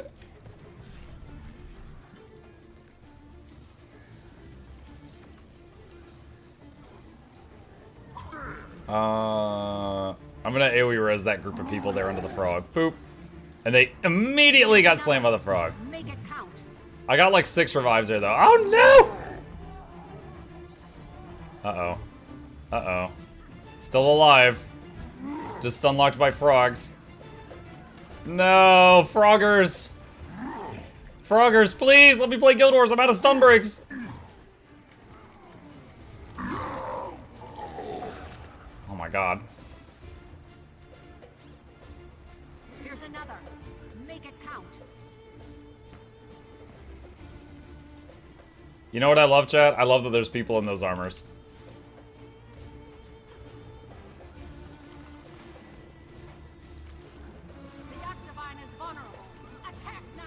Oh wow, that was the 3rd one? I was so focused on the frogs.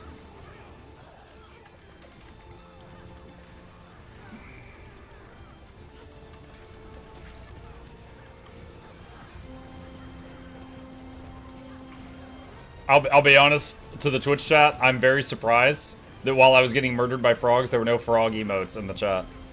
That's quite rare. Usually if there's frog-induced murder happening, I just get assaulted with frog emotes. You guys surprised me today.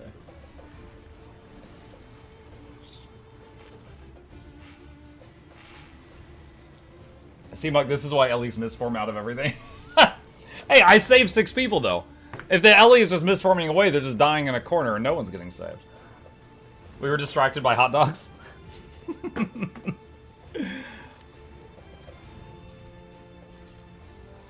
Ketchup, Kewpie, mustard. What is Kewpie? Mustard, honey, and hot sauce on a hot dog. Do you eat that through a straw? What? Okay, real talk. What? Hold on, I'm good. Kewpie. What is Kewpie? It's pre-filling Kewpie mayo. Japanese mayonnaise known for unique, rich, tangy flavor profile. Okay, so does that taste different than just mayo? I love a good cold beer, but I swear y'all Americans only like the piss tasting or water tasting beers. How do you know what piss tastes like? Dude, okay. Yo, you are revealing some stuff about yourself that's crazy.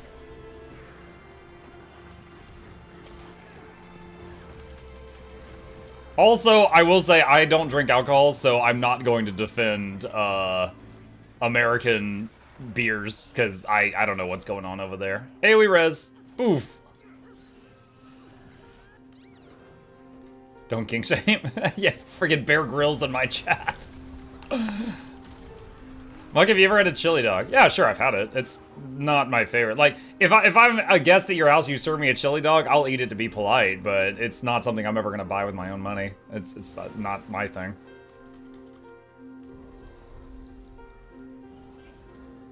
And, you know, and I'll tell you why that is, since we're talking about food taste here. I'm not big on chili.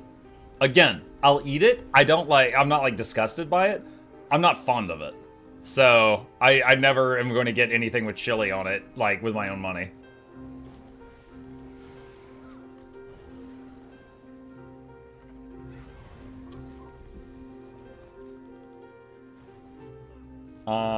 American beer is the worst. When I drink rum and whiskey.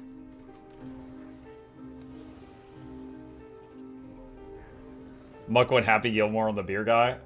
No, I went crazy on the butter mayo hot dog guy. I think my idea of cooking the hot dog with bullets sounds more appetizing than that.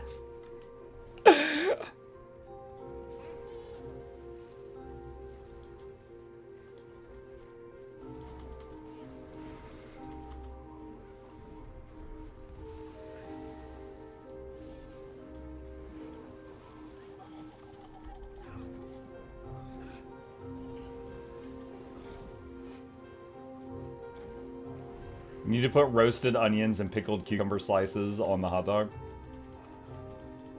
I've never had a pickled cucumber. I like, I've really, over the last few years, I've really grown to enjoy, like, roasted vegetables or grilled vegetables. I'm not sure how I'd feel about that.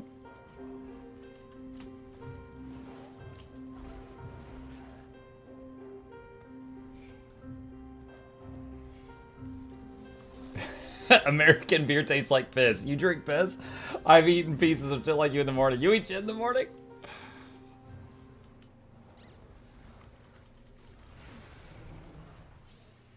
Isn't a pickled cucumber just a pickle? Then why didn't you just say a pickle? Okay, if we're just talking about standard pickles, I hate them. Honestly, I hate that I hate pickles. All right? Like, I put them on my tongue just is repulsed, all right? But the problem is, all right, let's say I order a burger and I say no onions, and they put onions on it, and I'm just like, ugh, I can pull the onions off the burger. If I say, I want this no pickles, and they put a pickle on it, it, like, taints everything it touched, right? It's like that little bit of pickle juice gets absorbed into the bun, you need a whole new bun. Is if you hate that, it's unfortunate because it just gets into everything. It is absorbed by the other stuff and it just like damages everything around it. So yeah, I am extremely not fond of pickles, and unfortunately, like, the taste is repulsive to me. It's the inverse of pickle and onions. Okay, well, I'm explaining it how my taste buds work. Fine. Okay, what's another example? How about a piece of lettuce? You say no lettuce, they put a piece of lettuce on the burger, you could just pull the lettuce off the burger. But the pickle freaking ruins everything. There, does that metaphor, is that better? Monk is pickle adverse. I am pickle adverse, yes. Like, not fond of chili, but I'll eat the chili. Pickle, I'm like, my taste buds do not like the pickle.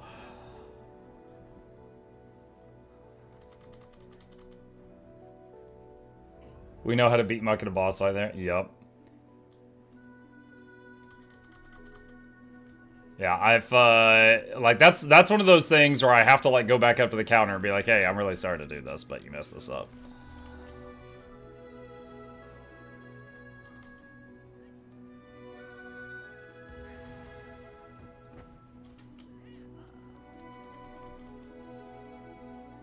Here in Texas, we have pickle beer. Wow. You also have, like, a, you know, electrical grid problem. I wonder if that's related.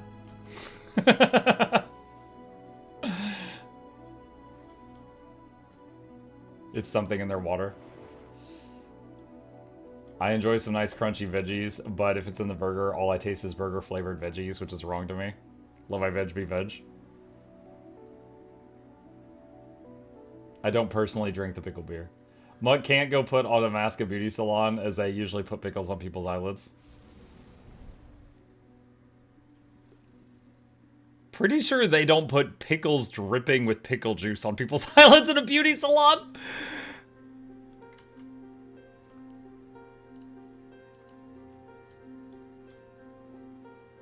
I don't know. Would pickle juice burn the eyes? I feel like that would burn the eyes.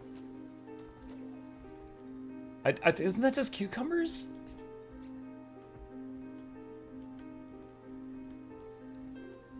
In beauty salons, what vegetable do they put on your eyes?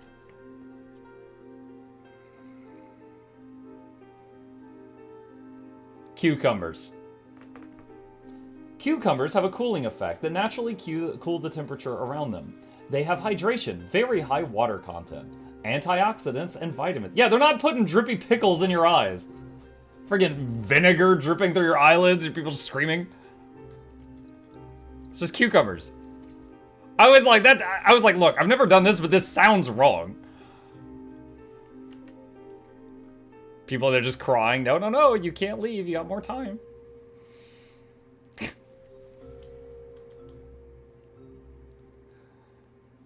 I always ask for no onions or pickles on my burger, but then they add tomato. Here's some vinegar for the eye. Mark, do you know how they make pickles? Yes, I know how they make pickles.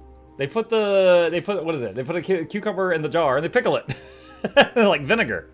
That's why I was saying, I don't think they put pickles on someone's eyeballs when they're in a beauty salon. That doesn't sound right. And I looked it up, and sure enough, that is not right.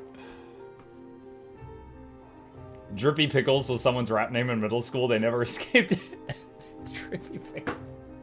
Go to this freaking school reunion. Hey, Drippy! Oh, no.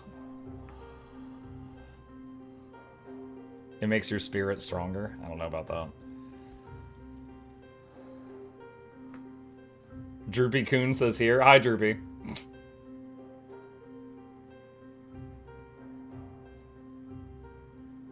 You know what? On the topic of pickles, one thing I think is really weird is that when you go to Chick-fil-A, it's default that they put pickles on everything, and you have to say no pickles. Surely more people are saying no pickles than there are saying, yes, please give me that with just pickle.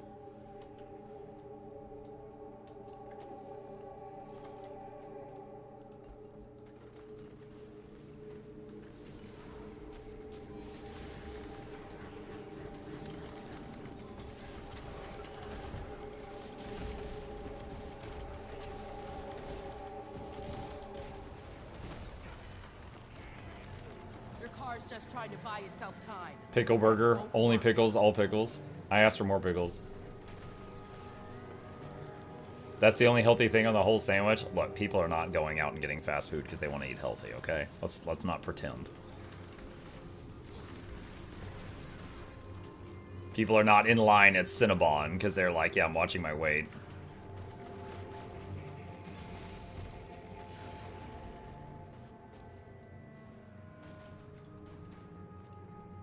Raw onions are so harsh, but grilled onions are so good. Hold on a sec. You know, I'm going to show you my favorite way to eat onions.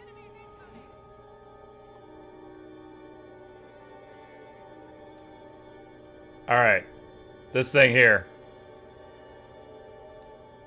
This thing is like an onion, and then they take this thing and they're like chunk, and then it like pops open, and then they just like deep fry it. Some folks call it the bloomin' onion. Some call it the awesome blossom. And it is probably not healthy at all. But I am not even that fond of onions. I love those things.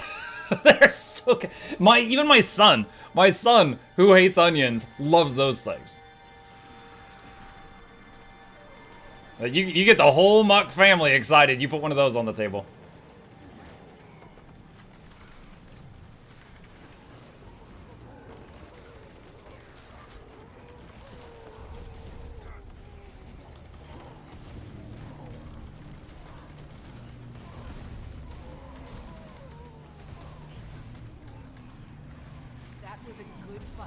That's like answering what's your favorite bean with pork and beans.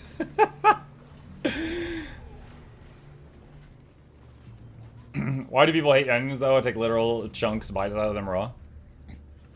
Honestly, I think that's a silly question. The answer is taste buds. I put something on my, okay, like, spicy food. I can't handle spicy food. I put spicy food on my taste buds and I'm like, you know, but some of you might be like, yeah, I like how it hurts.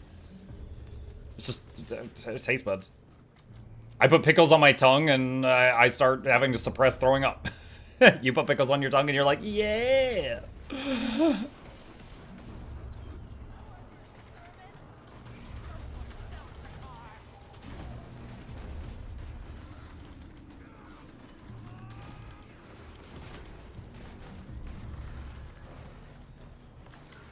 For me, I don't like onion because of taste. Not just because of taste, but also because of texture.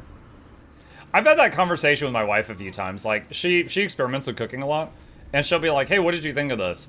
And I'll give her feedback, and I'll be like, all right, the taste was great. And she's like, but... And I'm like, the texture was awful. Slimy.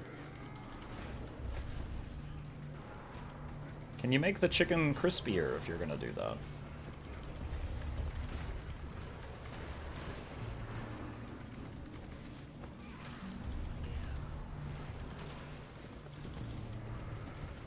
I remember the order with the orange chicken. Oh, well, that wasn't her cooking. That was she picked up something for me. She was trying to be nice, and she accidentally got the wrong thing. Yeah, she got spicy chicken instead of orange chicken. And I was in here like, I'm breathing fire. Your taste buds mellow out as you age? They definitely change a bit. Like, I know when I was a kid, I thought that Sprite, like just the soda, was like the most delicious drink. As I got older, it became just alright. Like, I might prefer water over Sprite at this point. Also, when I was younger... Wait, what? Drakkar is not the enemy. Drakkar is an ally. Oh, hi, Jormac. Also, when I was younger, I could not tell the difference between Coke and Pepsi. But now that I'm older, I find Coke delicious, and I still think Pepsi's lame. But also, I've lost interest in Sprite. So, like, when it comes to drinks, I've very noticeably, my taste buds have changed over the years. Drakkar! I am Javi, blood of Svanir, a daughter of Jorah. You know why I've come, yet you... I always prefer water over soda. Smashy, then you are more adult than most of us. When you're a kid, you see adults drinking coffee, and you think coffee's the adult drink. Then you get older, and then it's like, oh, it's beer. Beer's the adult drink. And then when you get older, you're like, oh, crap, water was the adult drink.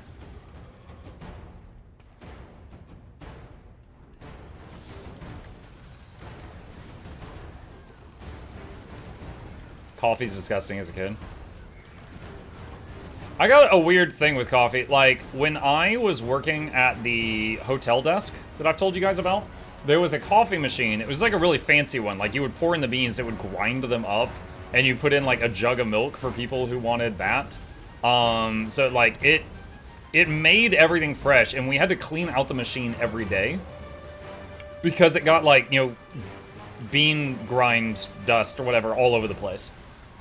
But every day when I was working at this hotel, I was right next to the smell of like freshly ground beans being brewed into coffee. Every day. I grew to like it. And it was like there was caffeine in the air. And I cannot stand the taste of coffee. I do not like drinking it. But I have really, really grown to like the smell of it. AoE stun break.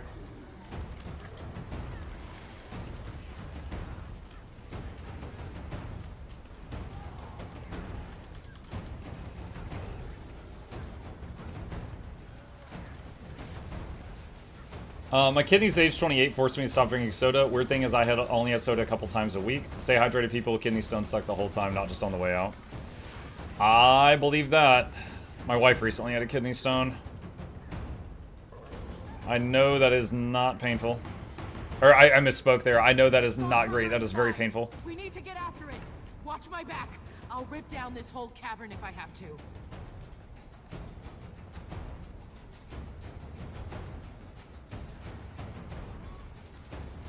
I did, because like I very much rely on caffeine a lot. And I was, one point in time a couple years ago, I tried to kick the habit of soda. And I was like, all right, let me try drinking like tea or something with caffeine. And I tried like, we got this assorted box of teas. And I tried like a dozen different teas. And I hated all of them. Maybe I haven't found the right one. I know teas have a lot of flavors. But in my time trying them, they were all just like dirty water. Like every single one of them, I'm like, this is just dirty water. Patron says, any advice on Guild Wars 2 Burnout? Oh, like I don't find interest in the expansion. I do Tequaddle and I just don't know what else to do. What's up, Patron? Guild Wars 2 Burnout. Okay, if you haven't already, I would very much encourage you to, you know, finish the story, do world map comp, stuff like that. Try the different game modes. If you haven't tried them, you know, spend a day, try World v World, try PvP, try raiding, try fractals, try strikes.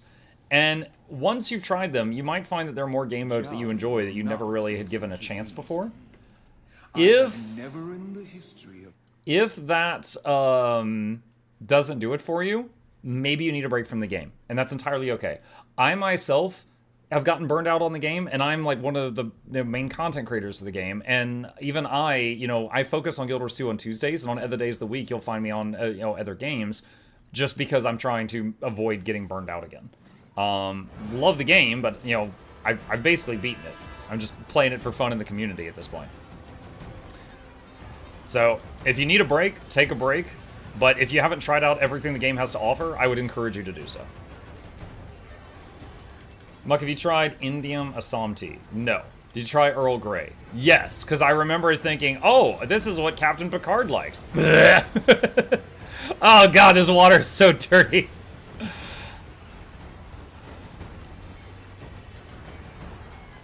I remember I briefly had high hopes for, there was this one tea I tried. It was like apple cinnamon. And I'm like, oh, I love apples and cinnamon. I bet this is going to be delicious. Oh, this smells so good. I bet this is going to be delicious. Oh, this water's dirty.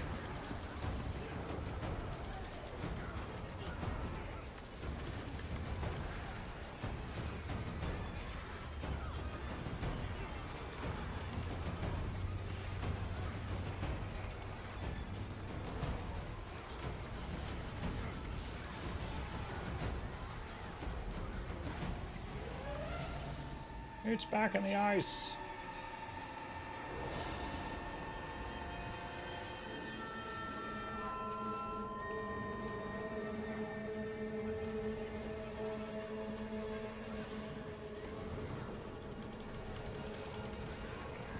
Too many companies making Earl Grey mess up the proportions. Instead of tea flavored with bergamot, it's bergamot infusion flavored with tea leaves. I'm too stupid to know the difference between those. It was my first time trying it. All I can say is, was not a fan.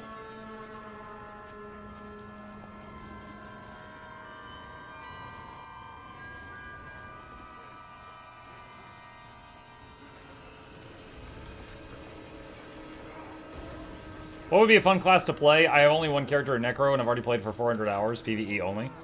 I mean, nothing wrong with staying on your Necro if you want to. Have you tried all the elite specializations for Necro? Reaper, Scourge, Harbinger, etc. But if you want to try something else entirely, you could try another light armor class and then use your Necromancer's gear. Like Ellie or Mesmer can use your same armor, and then you could, you know, more easily dive into it. Or you could try something completely different, you know, do something heavy or medium. I tried all the elite spec. Gotcha. Okay.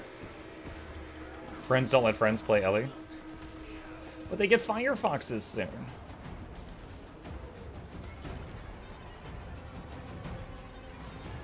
I wouldn't surprise if most drinking caffeine just do it for the drug. I mean, for the, you say for the drug, I assume you mean like for the caffeine. I mean, yeah, most people drink, like, if I'm going to drink a soda, if I find it like delicious, great. If it's not delicious and it doesn't have caffeine, then I mean, like, what's the point? I'm just going to drink water. So I mean, yeah, you're partly right.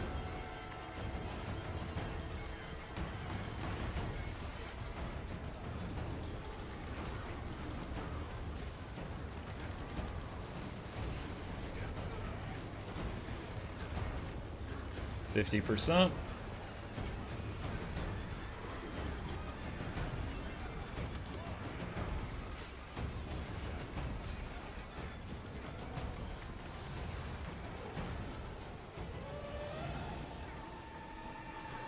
I will say, as someone who is, I've mentioned this before, I'm prone to migraines, which I feel like there's so many people use that word loosely that I have to like really spell it out. Like maybe a couple times a month, I will get a headache so bad that light makes me throw up. Like, I mean a real actual migraine. I'm not just like, oh my god, I had a migraine and I just couldn't get anything done. I just had to read books all day. Like, no, looking at words would also make me vomit. So, because I am prone to those on occasion, gift from my mother's side of the family, caffeine helps. So, that's one of the reasons, like, you know, I'm not, like, cutting cold turkey. If I were to try to cut soda out, I would try to find a tea that I found could still give me caffeine, and, you know, just have less sugar intake. That would be the ideal thing for me, I think.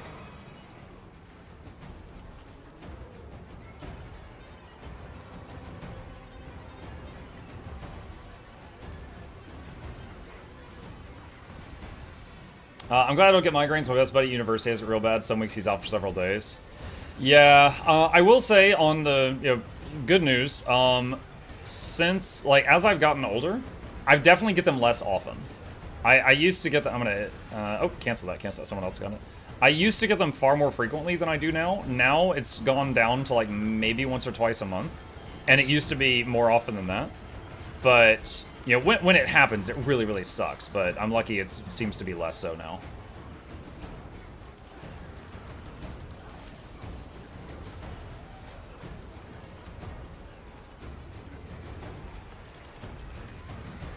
Most likely you think tea isn't good because you're calibrated for sugar soda. You have to be off it for a few weeks, then the tea might taste better.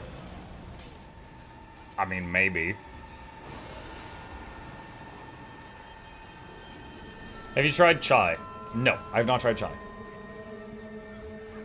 Did you add sugars to the tea you tried? I didn't. And a few people have pointed that out. Because when I tried it, I was trying to find a drink that had less sugar. So I tried the teas with no sugar. But, I mean, I suppose there's a middle ground I could have tried that I did not. So I just tried the tea straight up.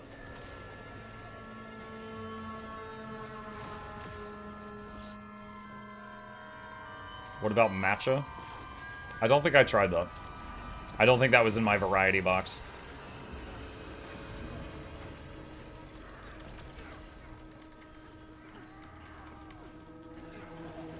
Cutting down on sugar helps with migraines.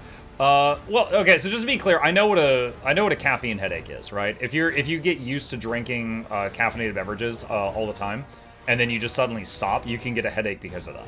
So when I mention migraines, I'm not talking about that. Like, yes, I'm capable of getting those too, but that's not what I'm talking about.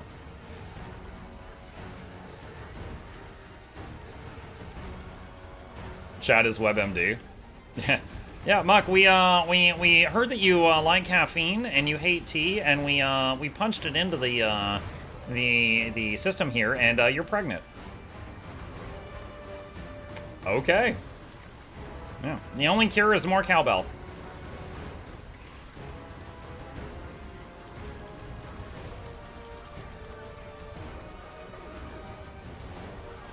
Did someone say matcha helps prevent migraines?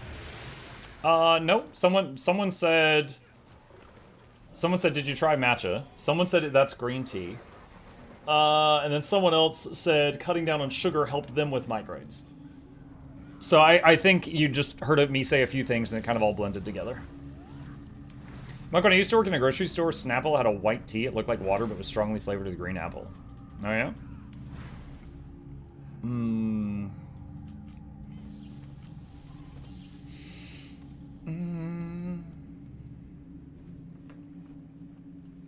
Caffeine headache is literally just withdrawal. Yeah, I mean, I figured. We call it something different because addiction is bad, but needing caffeine to function is good. Yeah, like, if I mean, I don't know. If I say that sounds like it always happens, because it doesn't. If I go a day or two without drinking a soda, I can sometimes get a headache, and it's usually because of just caffeine withdrawal. But, and I know what that is, but when I'm talking about like migraines, I'm not talking about that. I just feel the need to specify that, because sometimes I'm like, oh yeah, I get migraines. So sometimes people be like, oh yeah, that's because you stopped drinking caffeine, so you got a headache. I'm like, no, I'm not talking about that, no. I mean, light makes me vomit. I ended up going to a specialist for migraines. They put me on atenolol, which dropped it down to a couple times a year. Are you hydrating? Yeah, I have drank this much water today. Mukluk for scale. And I'm started on a Coke a minute ago. I got a story for you guys that honestly it makes fun of me. You guys can laugh at me, but you guys might find this fun.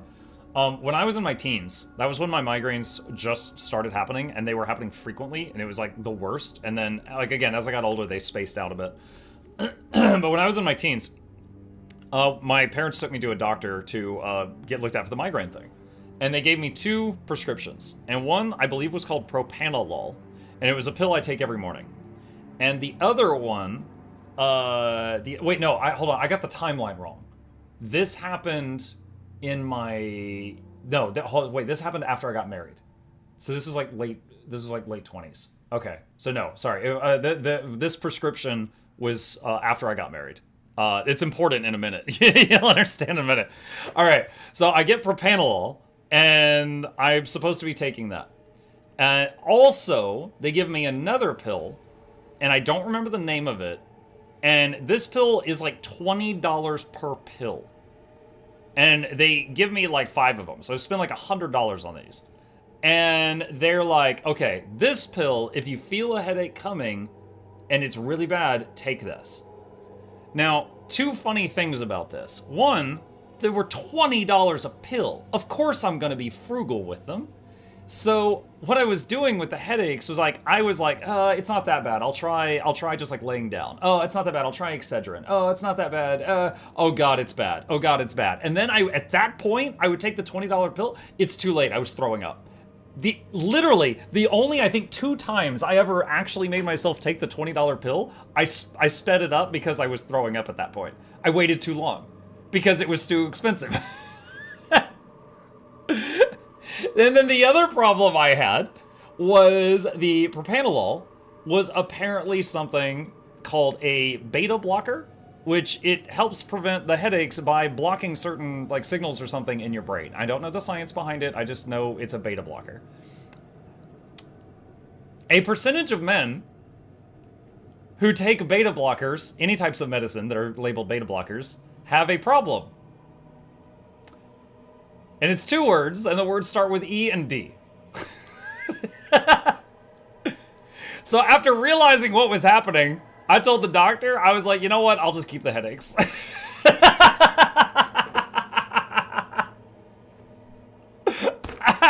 I was like, you know what? I'd rather die.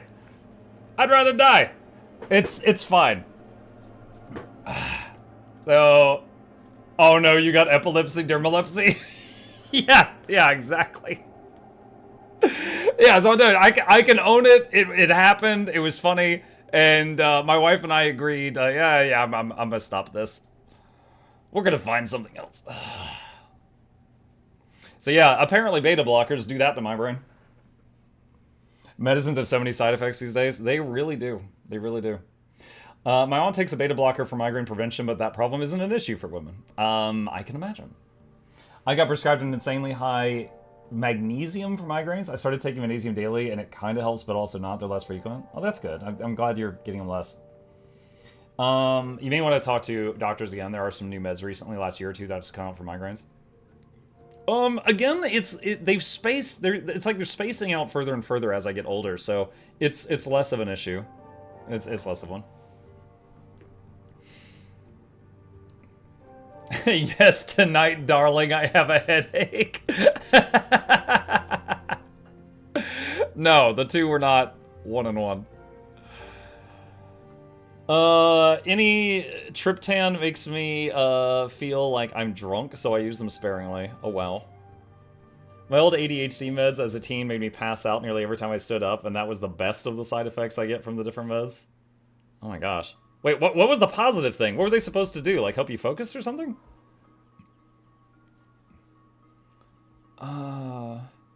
Funny thing is the migraine prevention part of the propranolol is a side effect. The main use is lowering blood pressure. Well, I mean, isn't that one of the leading causes of headaches? Because, like, you don't actually have pain nerves in your brain. So isn't, like, the blood pressure in your brain, like, the leading cause of a headache? I'm not a doctor, Chad. I just have headaches. I barely know what I'm talking about. Let's see what we got.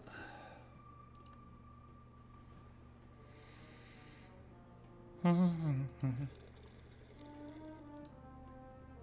no, not yet there.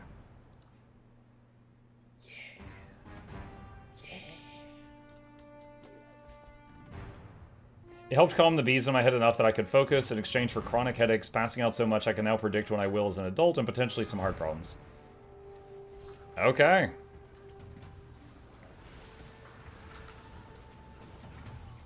Funny little story about, like, focusing.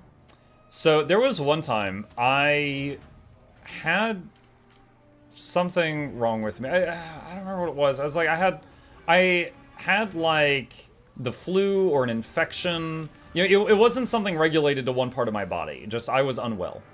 And I went to a doctor and they gave me a shot of like a steroid or something to like help my immunity system like beat whatever it was. And then they gave me like a 1 week of some medication, okay? I cannot remember what it was, chat, but that's what happened. I got a shot and like a 1 week med. I went back to work the next day and like I confirmed I wasn't like contagious or anything. I went back to work and I was in tech support and chat, I was locked in. Like, my mind was not wandering. I wasn't, like, alt-tabbing and looking at YouTube or anything. I was freaking, like, ticket. I'm out of stuff to do. Hey, can I take one of your tickets? Ticket. And I was just, like, knocking out everything. Like, oh, man, we haven't looked at this project in 3 months. Let me knock this out. But, you know, I'll skip lunch. It's fine. And I remember, I was like, dude, I feel so weird, but I'm getting so much done. And my boss was like, yeah, this is the best you've ever been. He just flat out told me, this is a better version of you. He's just like, without saying it, he's like, can you take more drugs? Because this is wonderful. And I was like, oh my God. Like, I don't know what's happening right now, but I was just like, hyper-focused. And then it was like 10 hours later, I had done a month's worth of work. Did you ever find out what you took? I don't remember. It's certainly not something you're supposed to take all the time. That's a short-term side effect of steroidal and anti-inflammatory drugs. Maybe that's what it was, because I do remember the shot was a type of steroid that was meant to help me with the whatever issue I was having. I don't remember what the week-long pill supply was. Now we know what to send Muck on his mailbox. Teas? Yeah, you can't. I thought you were about to say drugs. Yeah, you can send me teas. That's fine. As someone that abused them, yes, they do. Oh, no. Okie, be good. Yeah, for me, it was just a 1 week blur where I got... Dude, also, oh my gosh, at home. So I would get home from work, right? And I would like, oh, let me clean this up. You know, like I like hardly ever vacuum. And I'm just like, oh, I would vacuum clean this up. Oh, I'll organize this box of stuff I've had since I was like 10. I'll do this and this, tidy up my office. I'll dust, I guess. Honey, do we need this? Can I throw this out? Honey, do we need this? And I kept doing that, like, honey, do we need this? Or honey, where can this go? You know, just things that have been sitting on the counter for like months. And she told me after a week, she's like, 25 months. Thanks for the dinner entertainment for 25 months, MuklukYoutube. You're very welcome. Thank you, Indus. But my wife told me, she's like, I'm glad you're feeling better, and I'm glad you got so much like cleaned and stuff, but you were driving me freaking crazy. Because I was just constantly like, oh, can we get rid of this? Oh, where do you want this? Oh, this has been here for a month. Where should I do? And I was just constantly trying to tidy up stuff and just like going to her all the time. Mutt got a glimpse of the power of autism hyperfixation. I mean, maybe. But yeah, my boss loved that version of me. My wife hated it.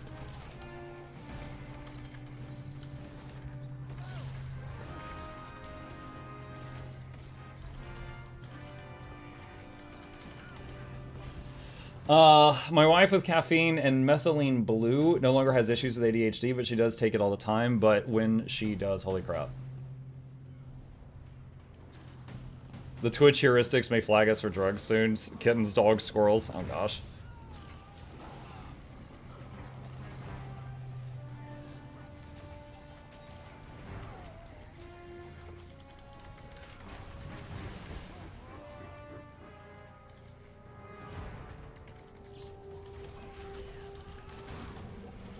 It's a double-edged temporary buff, but you get mini condies afterward. Well, for me that one time, it was only beneficial. I got a lot done, and then I got better. The issue went away.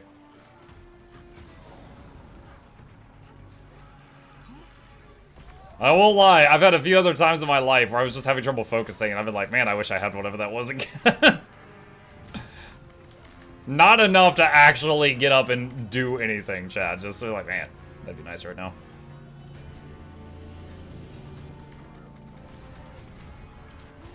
I shaved my facial hair and went to work and got fired. What? Were you a beard model? Because then it would make sense.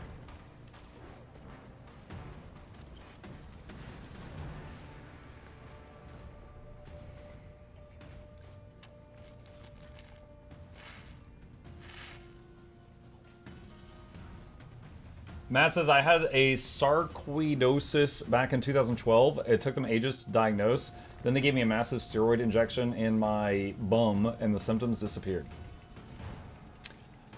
I don't know what some of those words are, but I'm glad that they were able to find what you needed. Depends on which one. For example, less health side effects, but more -1. 1 on 10 person can have fits of rage, etc. So, even small thing can instantly get you angry to the point where you need to hold yourself to not hit someone. And second later, the anger is gone. What the heck? Oof.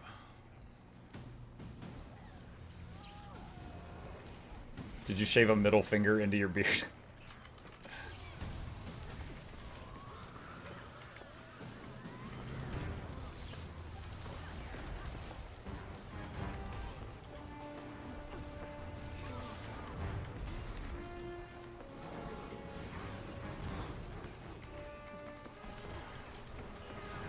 Have you tried gamer drinks that are supposed to improve mental performance while gaming?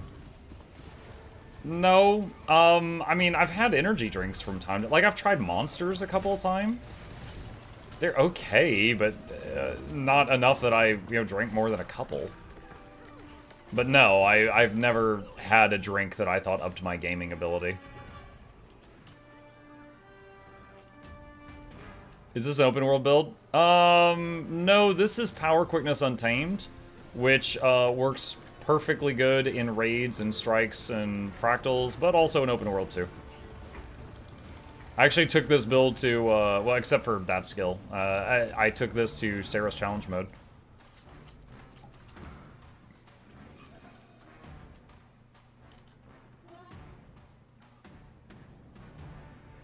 Does the magic find effect identifying unidentified gear?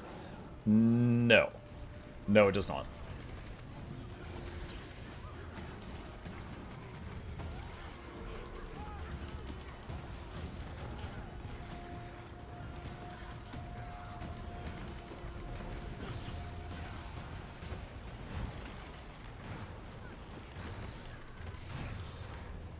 Highest of open world because of nature spirit.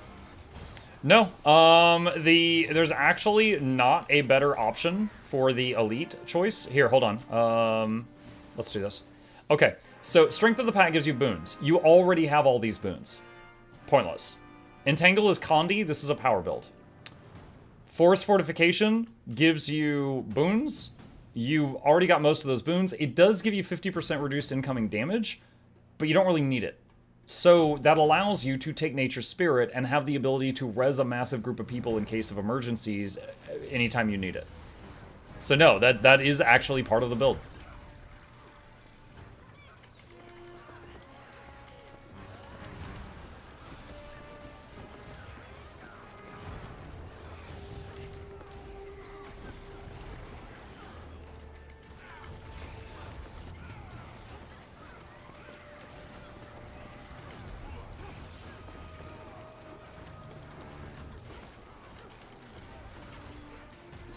I got lucky in 2 festivals. I got 2 of the rare drops. I'm now sitting on thousands of gold. What should I do with it? I'm relatively new. What's up, Silver? That's awesome. When you get to the point where it's time to get the mounts, you'll need a bit of gold to get the Griffin and the Sky Scale. So definitely, you know, keep some for that. Sky Scale questline is like 50 gold or so. Griffin is like 250 or so. Prices may vary. It's been a while since I did it. Bag slots for your favorite character could be good. You could convert some gold to gems to get bag slots if you wanted to get more inventory space. If you need any equipment, you could get some starting gear. Like, there's a few pieces of exotic gear that are stat selectable you can get off of the trading post, which is really nice. Super cheap. Like, for example, the Golem Maw? Ice Golem's Maw box is a stat selectable exotic helmet.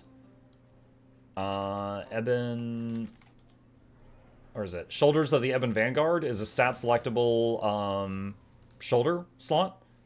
So yeah, you could get some endgame gear if you wish. You got a lot of options.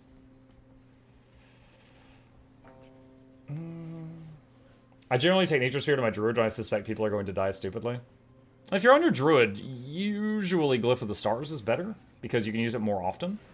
But you're not really wrong either way.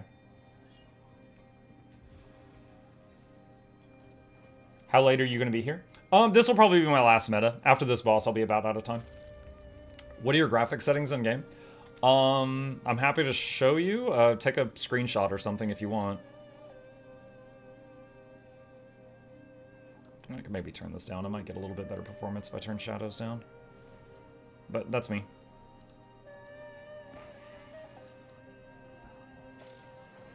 Zan, thank you for the Prime. Appreciate you. Welcome. Do you think the new Necro spec will finally be a pet master? They are... Wait, I did not know you could stick to cakes to walls doing that. That's funny. The new Necro spec is the Ritualist, and it will have some summons, but if you're playing it without a certain trait, they disappear whenever you leave Shroud, so they're not going to always be out. And if you do have the trait, they will stay out, but their damage we'll see during the beta test. During the sample thing that they showed us, they were doing 700 damage per attack with the 3-second cooldowns. They were doing like 200 DPS each. So we'll see how they do with like gear, like Berserkers or something.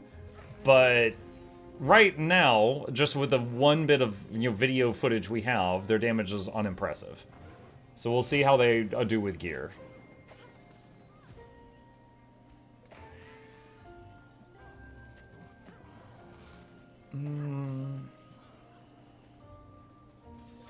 Doesn't it synergize with minions? Yeah, there were some Ritualist traits and skills that synergize well with minions, like Summon the Bone Fiends. However, the main concern is going to be utility slot spaces.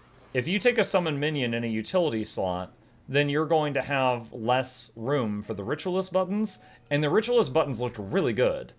So the question is, what are you going to give up in order to bring that? So that will require testing to see if it's worth.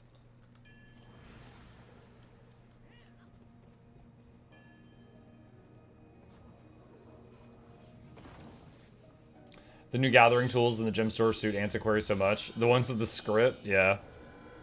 Yeah, I agree with you.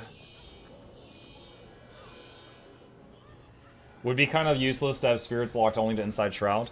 By default, they are. Like, you go Shroud, and then F1, F2, and F3 each shatters the appropriate spirit. 2, 3, and 4 summons the appropriate spirit. 5 moves the spirits to you.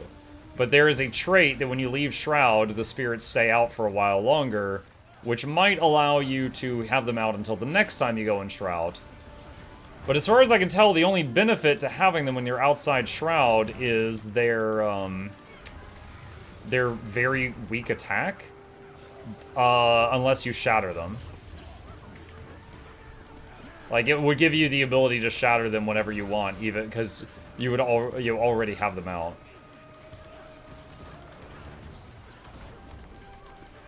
How did you find Conduit? I don't know if you talked about it already. Yeah, I talked about it during like the 2-hour-long video that I posted where we were watching the thing. I think it looks very interesting. I am not a Revenant main, and I don't think I'm going to become a Rev main, but I think it looks pretty cool, and I hope it works well. I'm sure I'll try it out, but I'm not like a masterclass Revenant, so I probably need to find a build made by someone who's better at Rev than me, and then I would like try the build.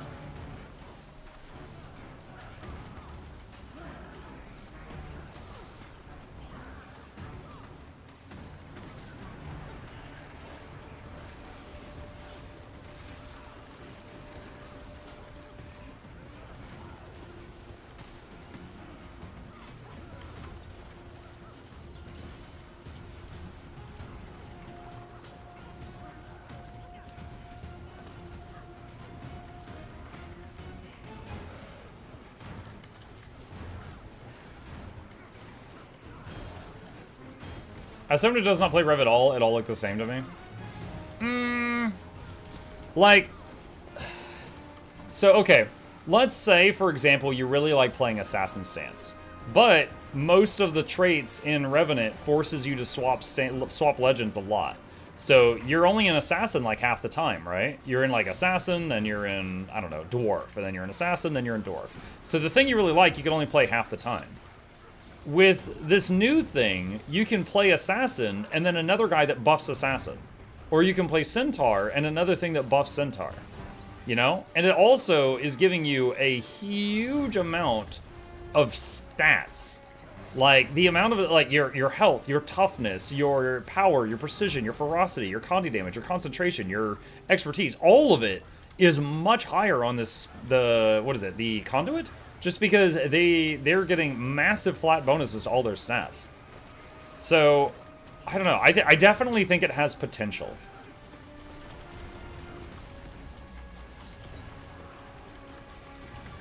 Now, will it turn out to actually be good? I don't know. We'll find out when we can test it. But, yeah. It's kind of like Evoker. I personally think that Water Otter support Evoker looks like a lot of fun as someone who enjoys healing and stuff. However, my biggest concern right now is the boons. It does not give all the boons that healers are normally expected to provide. So if they don't fix that before the game launches, it's not going to be a build that you're going to see that much. So I'm hoping that they address that. And then I can throw Water Otters at people. Splat. Burp, burp, burp, burp.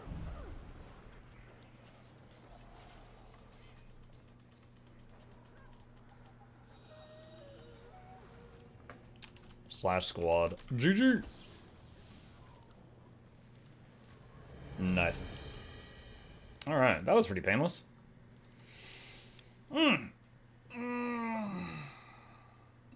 Potential to be nerfed because flat stats kind of OP, no?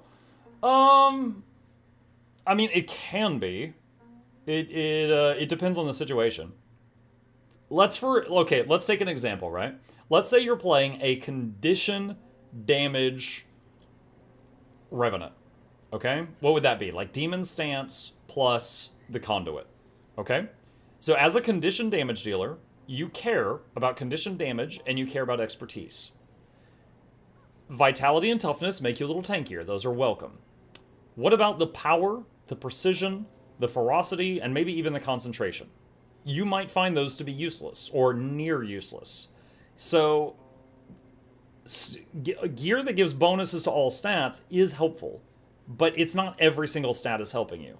And unless you're playing a very specific builds that can utilize every one of those stats, you're getting some benefit from it, but you're not getting, like, you know, giga benefit from it. So it will absolutely be a positive thing. Will it be overpowered, though? I don't know. We'll have to wait and see. Well, you know, I'm sure if there is a way to make it suddenly do 100k DPS, some nerd at Snowcrows is going to find it, and then they'll address that. But at first glance, I don't know. Molar Badger, something like that would have been better. Worm would have been better. Wait, what? Oh, you're talking about the Road Toad? Yeah. The Firefox, the Water Otter, the Air Hare, and the Road Toad. Power build most likely won't be great because Assassin button doesn't look good in a Razaz stance, so half your rotation will be sort of dead, and Vindicator is always a great power option. Maybe. And if they find that out, I hope, like, if people who are knowledgeable on Rev find that out, I hope that they report that in the feedback. Do you guys remember when Rev Spear came out? It was really bad. And a lot of people said, this is really bad. And they were like, wow, you're right, that's really bad. And then they buffed it. Possibly too far, but they heard that feedback and they were like, okay, yeah, we will not make this go live as it is. This is pretty jank. Ranger Spear is better now. Ranger Spear was pretty crap at launch, but I would say Rev had like the worst spear when all the spears came out, and it was like that for a long time. I would say Ranger was lower end, but I think Rev had it worse at the time. And then official release was overtuned. Yeah, then they buffed it too much. Yeah, but my point is that they did hear the feedback. Power Shiros, it was possible odds and weapon skills. If you add the stats from Razabus, it's going to be fine. Yeah. One of the issues with, like, Rev, which would take an entire redesign to address, is the way the power system works. If you've got 5 weapon skills, well, let's say 4, 2 through 5. If you got a bunch of buttons, and they all cost energy, and they all do damage, people are simply going to figure out which one is the most efficient at energy to damage. Spam that button. That's it. If they're not cooldown based and they're just energy based, people are just going to find out the best one and spam that button, and that's the end of it. Now, if like they spam the button and then they have some energy left over right before they refill the energy bar, then they'll just burn another skill. Yeah, there's exceptions, but that's kind of how it is. If they wanted to change that, then they would have to completely change the Revenant system, which I don't think they're going to do. That's Thief as well. Yeah, that's Thief with Initiative as well. Recently, 2 exclusive Guild Wars 1 content creators got ArenaNet partners. We're wondering why. Resurrection of Guild Wars 1. I mean, an ANET partner doesn't have to be a Guild Wars 2 thing. A lot of the ANET partners are like art. Have you guys seen them? Like, I'm well known within this community, you know, Big Fish, Small Pond, because of like all the guides I've made. Mighty Teapot is known because he's been like streaming the game for like 10 years. Wooden Potato, tons of videos. But there's a lot of them that do things not related to like playing the game, that do like artworks and stuff like that are pretty cool. And I don't have like a full, let me see. I'm seeing if I can like pull any of them up like within like a minute.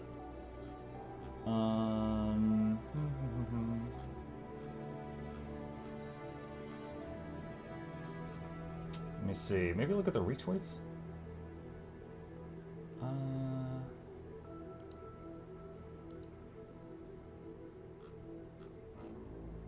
Oh, the freaking cookbook coming out, that's another one.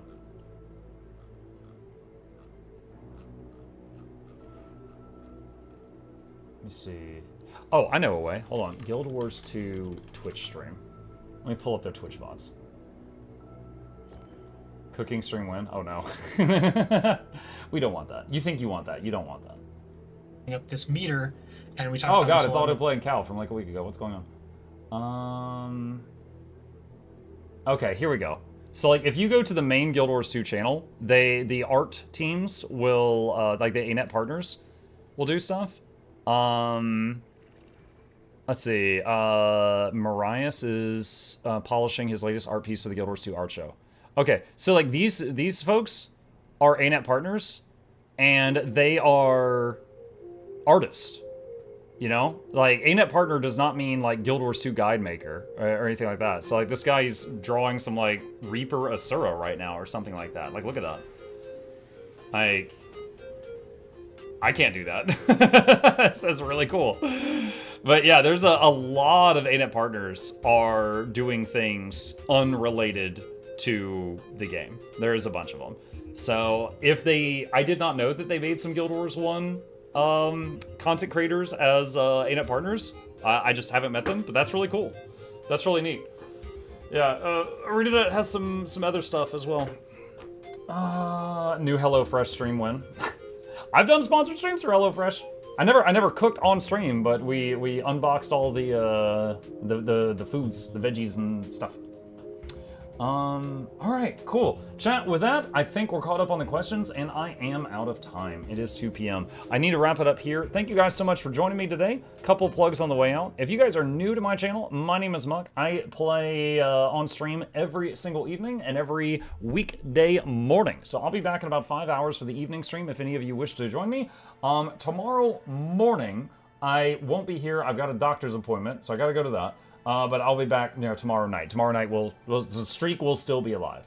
So as always, follow me on Twitch, subscribe on YouTube. Here's links to my YouTubes if you're not already subbed to those, and a special thank you to our dear patrons. They keep this channel alive. Maybe one of them sent me this hoodie. I don't know who sent me this thing. So big shout out to them, and there's a link to that if you'd like to be a supporter.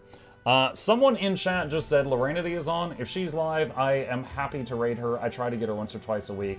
Prepare your Mukluk raid emotes. They're new, so it's my new toy right now. So if you got those, I'll see you over there. You guys have a fantastic rest of your day, and if you wish to, I will be back later tonight. Yeah.